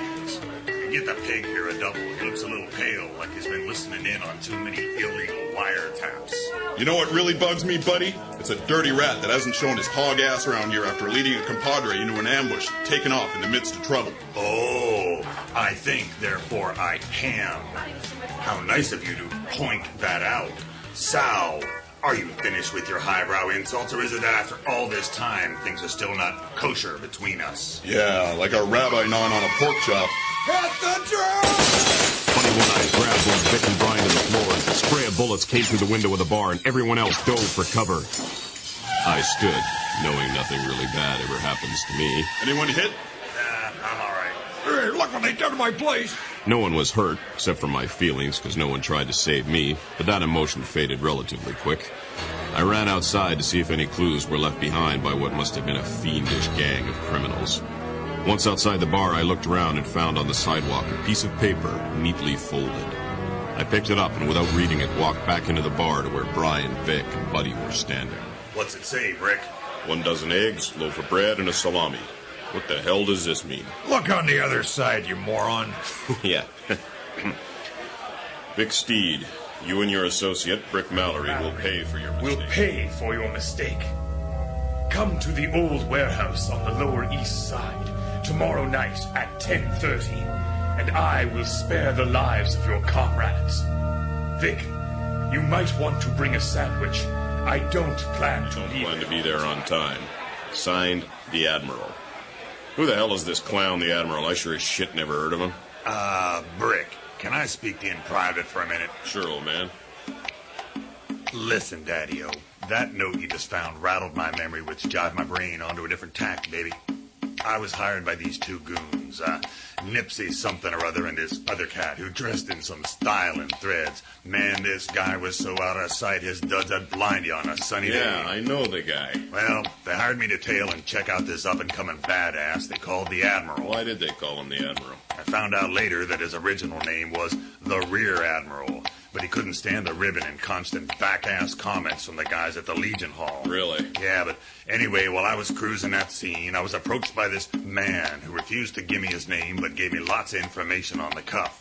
The info that he gave me turned out to be bogus and led us into the setup, which was perpetrated by the Admiral. But just before the crap went down, I tried to squeeze the Admiral's ladykin for some info. And I do mean squeeze. Then I fucked up, and things went down. Hard. Things, eh?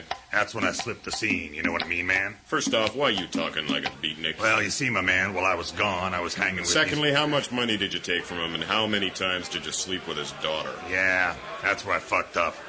How do you know all that? You truly are the finest detective in the land. What the hell are you talking about? You always sleep with the daughters and pilfer dough. That's why I had to embezzle money for all those years. Right. And you slept with clients' wives and blackmailed them for some walking around dineros. Yeah. Let's get back to the crowd. I thought this joint was protected by bulletproof You glass. remember the time with that one client's dog? Let's keep that story to ourselves. Back with the rest of the group, we had a couple more drinks and made plans for the next night. The Admiral forgot to write "come alone" in his note. I knew this would become the first of his many mistakes. Buddy kept cursing us loudly because his place was a mess. All his windows were shattered and a whole bunch of bottles were broken. We got up and left the bar to go get some grub down the street. Don't know we'll be back to this place, buddy. Not very safe. My joint gets trashed because of you? Here, have a scotch and branch water on me. Walking out of the bar, I turned around as the potted plant and shot glass that Buddy threw almost missed my head. We kept walking and talking as I tried to get all the dirt out of my hair before we arrived at the Bitch and Burn Steakhouse. The three of us got a table away from the window and sat with our backs to the wall like any true gunslingers would. We ordered drinks. Hi, fellas. Have you decided what you want to order? Today's Save it, special sister. We'll have 3 bloody heifers with chips. 3 rare steaks with assorted potatoes coming up. Cute. We automatically knew the steaks were fresh when they were delivered in 30 seconds flat. After finishing the loser of the Breeders' Cup, Vic and I decided that we had to come up with a solution to our mutual problem. The thought of Vic's staged murder didn't hold too much water with Vic, although Brian thought it was an excellent idea. I didn't think it was a bad idea either, but the one who's faking a death has the right to veto in 7 out of 10 circumstances. We were feeling about 8 to 5 when we left the restaurant, so we decided to go out together for the rest of the evening. It was about 1:30 when we noticed that we didn't have much time to get another tab going. We ducked into the nearest bar and ordered enough to keep us busy till closing. I just hate to hear the words last call. Anyway, Vic and I thought we would show up and try to explain the situation to this Admiral guy. And if it went sour, Brian would be there to back us up, and everything would work out just as it always does. Considering we really didn't know what was really going on with his madman, except that he was really more pissed with Vic than with me. After we'd finished our share, we parted company and agreed to meet in my office the next day. Oh, my God. I haven't felt this bad since that one guy hit me in the head with a frozen mackerel. Cold water, cold tiles, and a foggy head. The only way a real man gets up in the morning.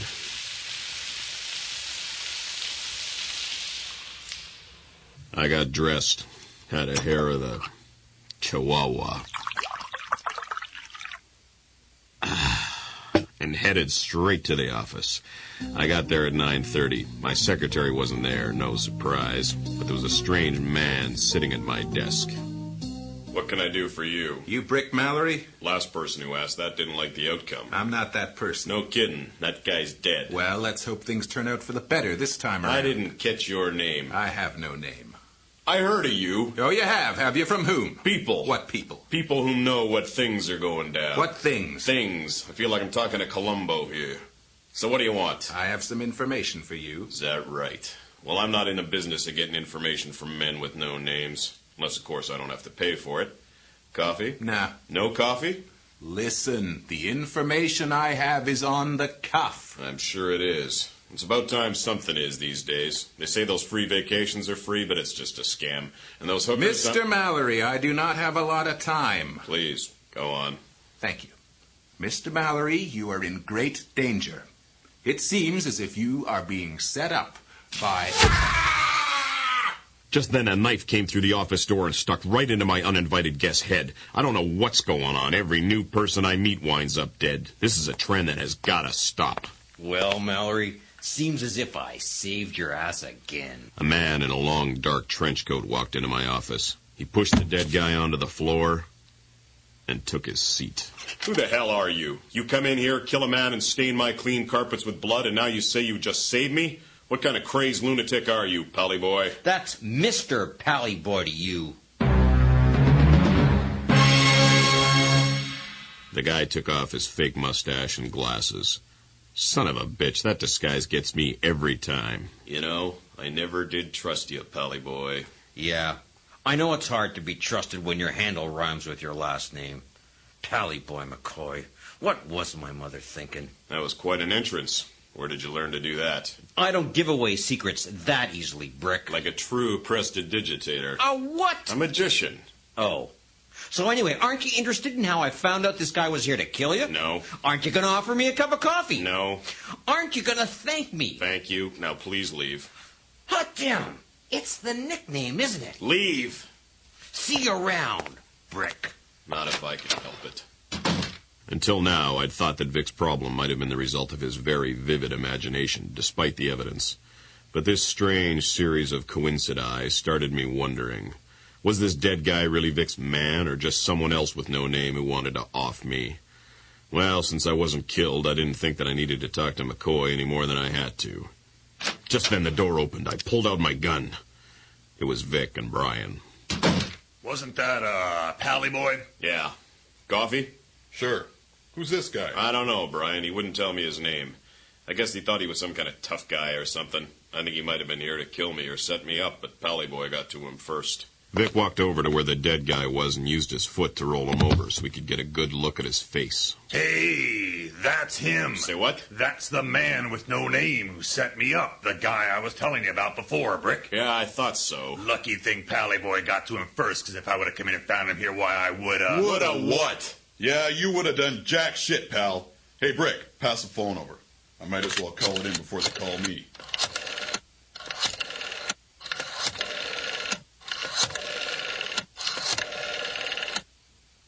Hello? Spriggs? It's Dreyer. There's another stiff over at Mallery's office. What is this place, a morgue?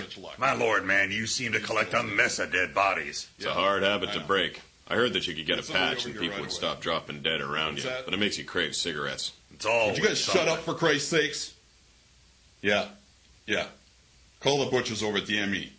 Yeah. They know the place. They were just here yesterday. Tell them to make it snappy. My God, Brick, not again. This is crazy. And who the hell are you? Vic Steed. And the pleasure is all mine. Damn straight it is. Brick, is this the goon who left you high and dry a couple of years ago? The very one. Coffee, my sweet? Sure. Well, Brick, are you going to give it to him? This rat-faced monkey boy needs to be taught a lesson, Brick. I demand that you beat the crap out of him, or I'll show him She's a a thing bit or two high-strung. myself. She does most of the heavy lifting as well. I bet she does. Quite the looker, though. Hey, listen, we got a dangerous job tonight, so we don't need anybody hurt today. So leave it till tomorrow. Knee him, and that will be the end of it. Well, I've got to get back on duty. Some of my guys will be over in a while. Oh, crap. The Midnight Maidmobile is already here. Don't let them in until my boys are done.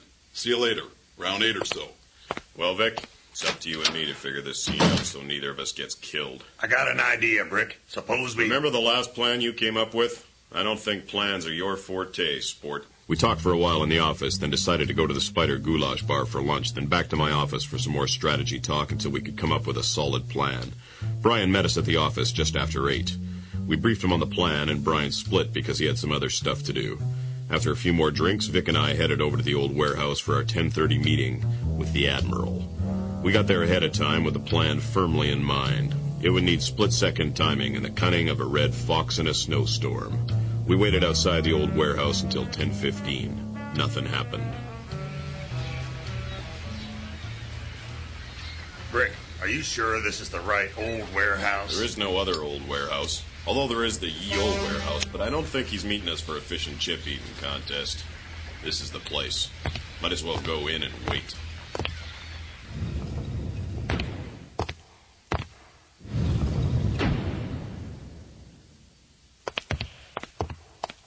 Sure is dark in here. Yeah. Might as well take our shades off.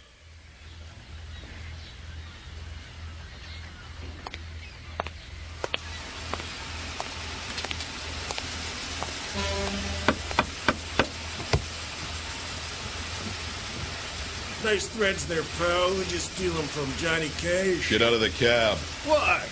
My name's Brian Dreyer, police detective, and I need this vehicle for official police business. Oh, yeah, where's your badge, Friday? Satisfied? My son got one of those out of a cereal box. Well, we can do this the hard way. Or we can do this the hard way. Not much of a choice, but I grew up never doing things the easy way. Eat some door! Ah!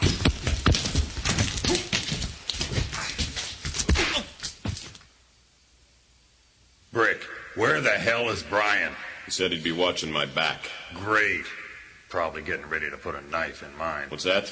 So, why is he watching your back? 'Cause that's the way things is done. You should know that. Or you've been slacking it off since you've been gone. Slacking it off. Good enough answer for me. Ow! What's with the lice? Where are my shades? Well, you waited. How thoughtful. I'm sorry to keep you waiting, but my car had trouble and I had to take a cab. What's wrong with your car? Well, it started to knock and then it failed. What's the meaning of this? I'm not here to discuss my car. I'm here to lecture you and then kill you. I just thought I might give you some tips on Enough! You two morons brought about the situation where my eye was shot out while I wasn't looking. You're not a vegetarian, are you? Because I gave that up years ago. You did? Yeah. Quiet! In case you don't remember, the story begins about 3.5 years ago, while I was contemplating world domination. I came to learn that a certain private investigator by the name of Vic Steed was hired by 2 local hoods to check me out and monitor my dealings. My revenge came upon them yesterday and was displayed to you in your office, Mr. Mallery. Hey, yeah. So that was your handiwork. What was the deal with those miniature radio-controlled helicopters with Lorinda written on the side? You know, you cost me a fortune in carpet cleaning in the windows. For your information, Lorinda is my name spelled backward, so that those I exterminate may see my name in their rear-view mirrors prior to their eradication. Very clever. And a nice piece of merchandising, if I may say so. Have you seen my boots? Your powers of deduction astound me, Mr. Mallery. Now, if you'd be so kind as to let me finish, I will quickly explain the sequence of events so I may kill you and be on my way. You, Vic Steed, when my man, with no name, approached you years ago, you should have known that information on the cuff is as useful as seawater to a thirsty sailor. Because you so naively took the information as being genuine, you 2 fools were so easily brought into my oh-so-clever ambush, much like you are now. But instead of perishing like nice little peons... Yes, PIs, Chief. Brick Mallery conveniently let off a smoke bomb, so when the bullets started to fly, one of my own men shot out my eye. Yeah, well, you weren't looking. Man, he bitches about that eye thing. Well, I wasn't looking. And for this, you must pay. Why us? We were just trying to escape. Why don't you kill the guy who did it?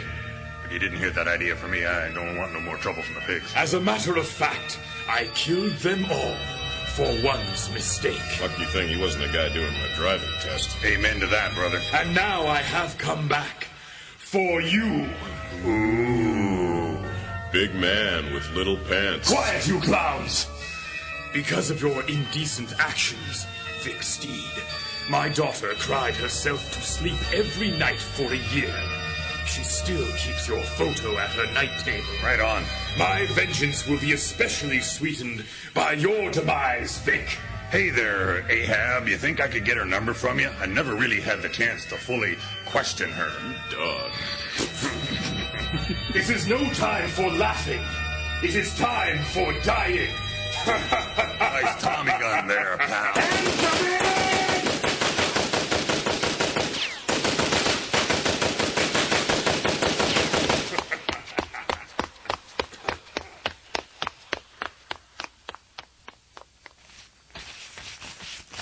That guy was the worst shot I have ever seen. Where the hell is Brian? He was supposed to come in before that crap started. And where did that mutant go? Look, Brick. There he is up there on the catwalk, climbing out of that skylight. He's out of ammo. After that freak of nature. We ran outside to try to catch the Admiral, but we were too late as we saw a cab disappear into the night with the Admiral as its passenger. We then looked around to see if Brian had shown up. All we found were his clothes and badge on the ground by the pier. I picked up his badge to hang on the legendary memorial wall at the Spider Goulash Bar. With all hope lost and with nothing else to do, we drove back downtown to tell Buddy and the rest what had happened.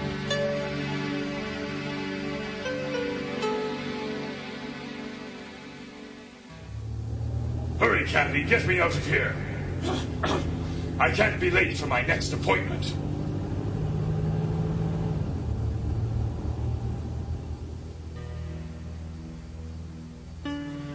With grieving souls, Vic and I arrived at the bar to mourn the loss of Brian. We'd have to do a lot of explaining to the cops and the rest of Brian's friends. All the PIs in the bar knew and didn't hate him because he was one of the only cops to give us a break. We weren't looking forward to announcing the bad news, but it's happened before and it'll happen again. We walked into the bar with our heads held low. We needed a bad choice of words, a drink. We told the crowd that the only cop who ever cut us slack was now sleeping with the barnacles.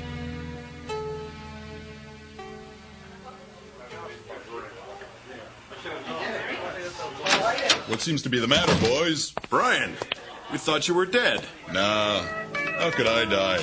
Where would you guys get your information from, other than Buddy, of course? You got that straight, Ace. So what happened, Brian? Well, I got to the old warehouse a little too late, and you guys were already inside. So I decided it'd be better to case the outside of the warehouse to make sure that the Admiral didn't have any other surprises in store. I had to be extra careful. So I ditched my clothes and hat and slipped into a black outfit so that I couldn't be seen in the dark. I hid and waited. Then I noticed this cab pull up, and this little creep dressed all in white with a black eye patch got out. He told the cab driver to wait, and he scaled the outside of the warehouse and climbed in through a skylight. Man, what kind of pathetic criminal takes a cab, I thought to myself. So anyway, I went over to the cab driver, kicked the crap out of him, took his place behind the wheel and waited. Then I saw the light suddenly go on inside the warehouse, and shortly afterward, I heard a Weasley laugh and counted 1,000,000 gunshots. I waited a while to see if you guys were coming out. I was about to get out of the cab and come in and help you, but just then the cab's back door opened and the Admiral jumped in. So I drove that homicidal maniac to jail. On the way to the station, using the cab's radio, I called Drant and Spriggs and told them to go to the warehouse and look for you two guys. I arrived at the division, booked the Admiral, and waited for the call back. When I got the call from Spriggs, he said that they didn't find anybody, alive or dead. So I thought you two would either be here or at the bottom of the river. This was my first guess, and here I am. Oh, that reminds me. I gotta get the cabbie out of the trunk. But first, a drink. Here's your badge, Brian. Thanks. Who's buying?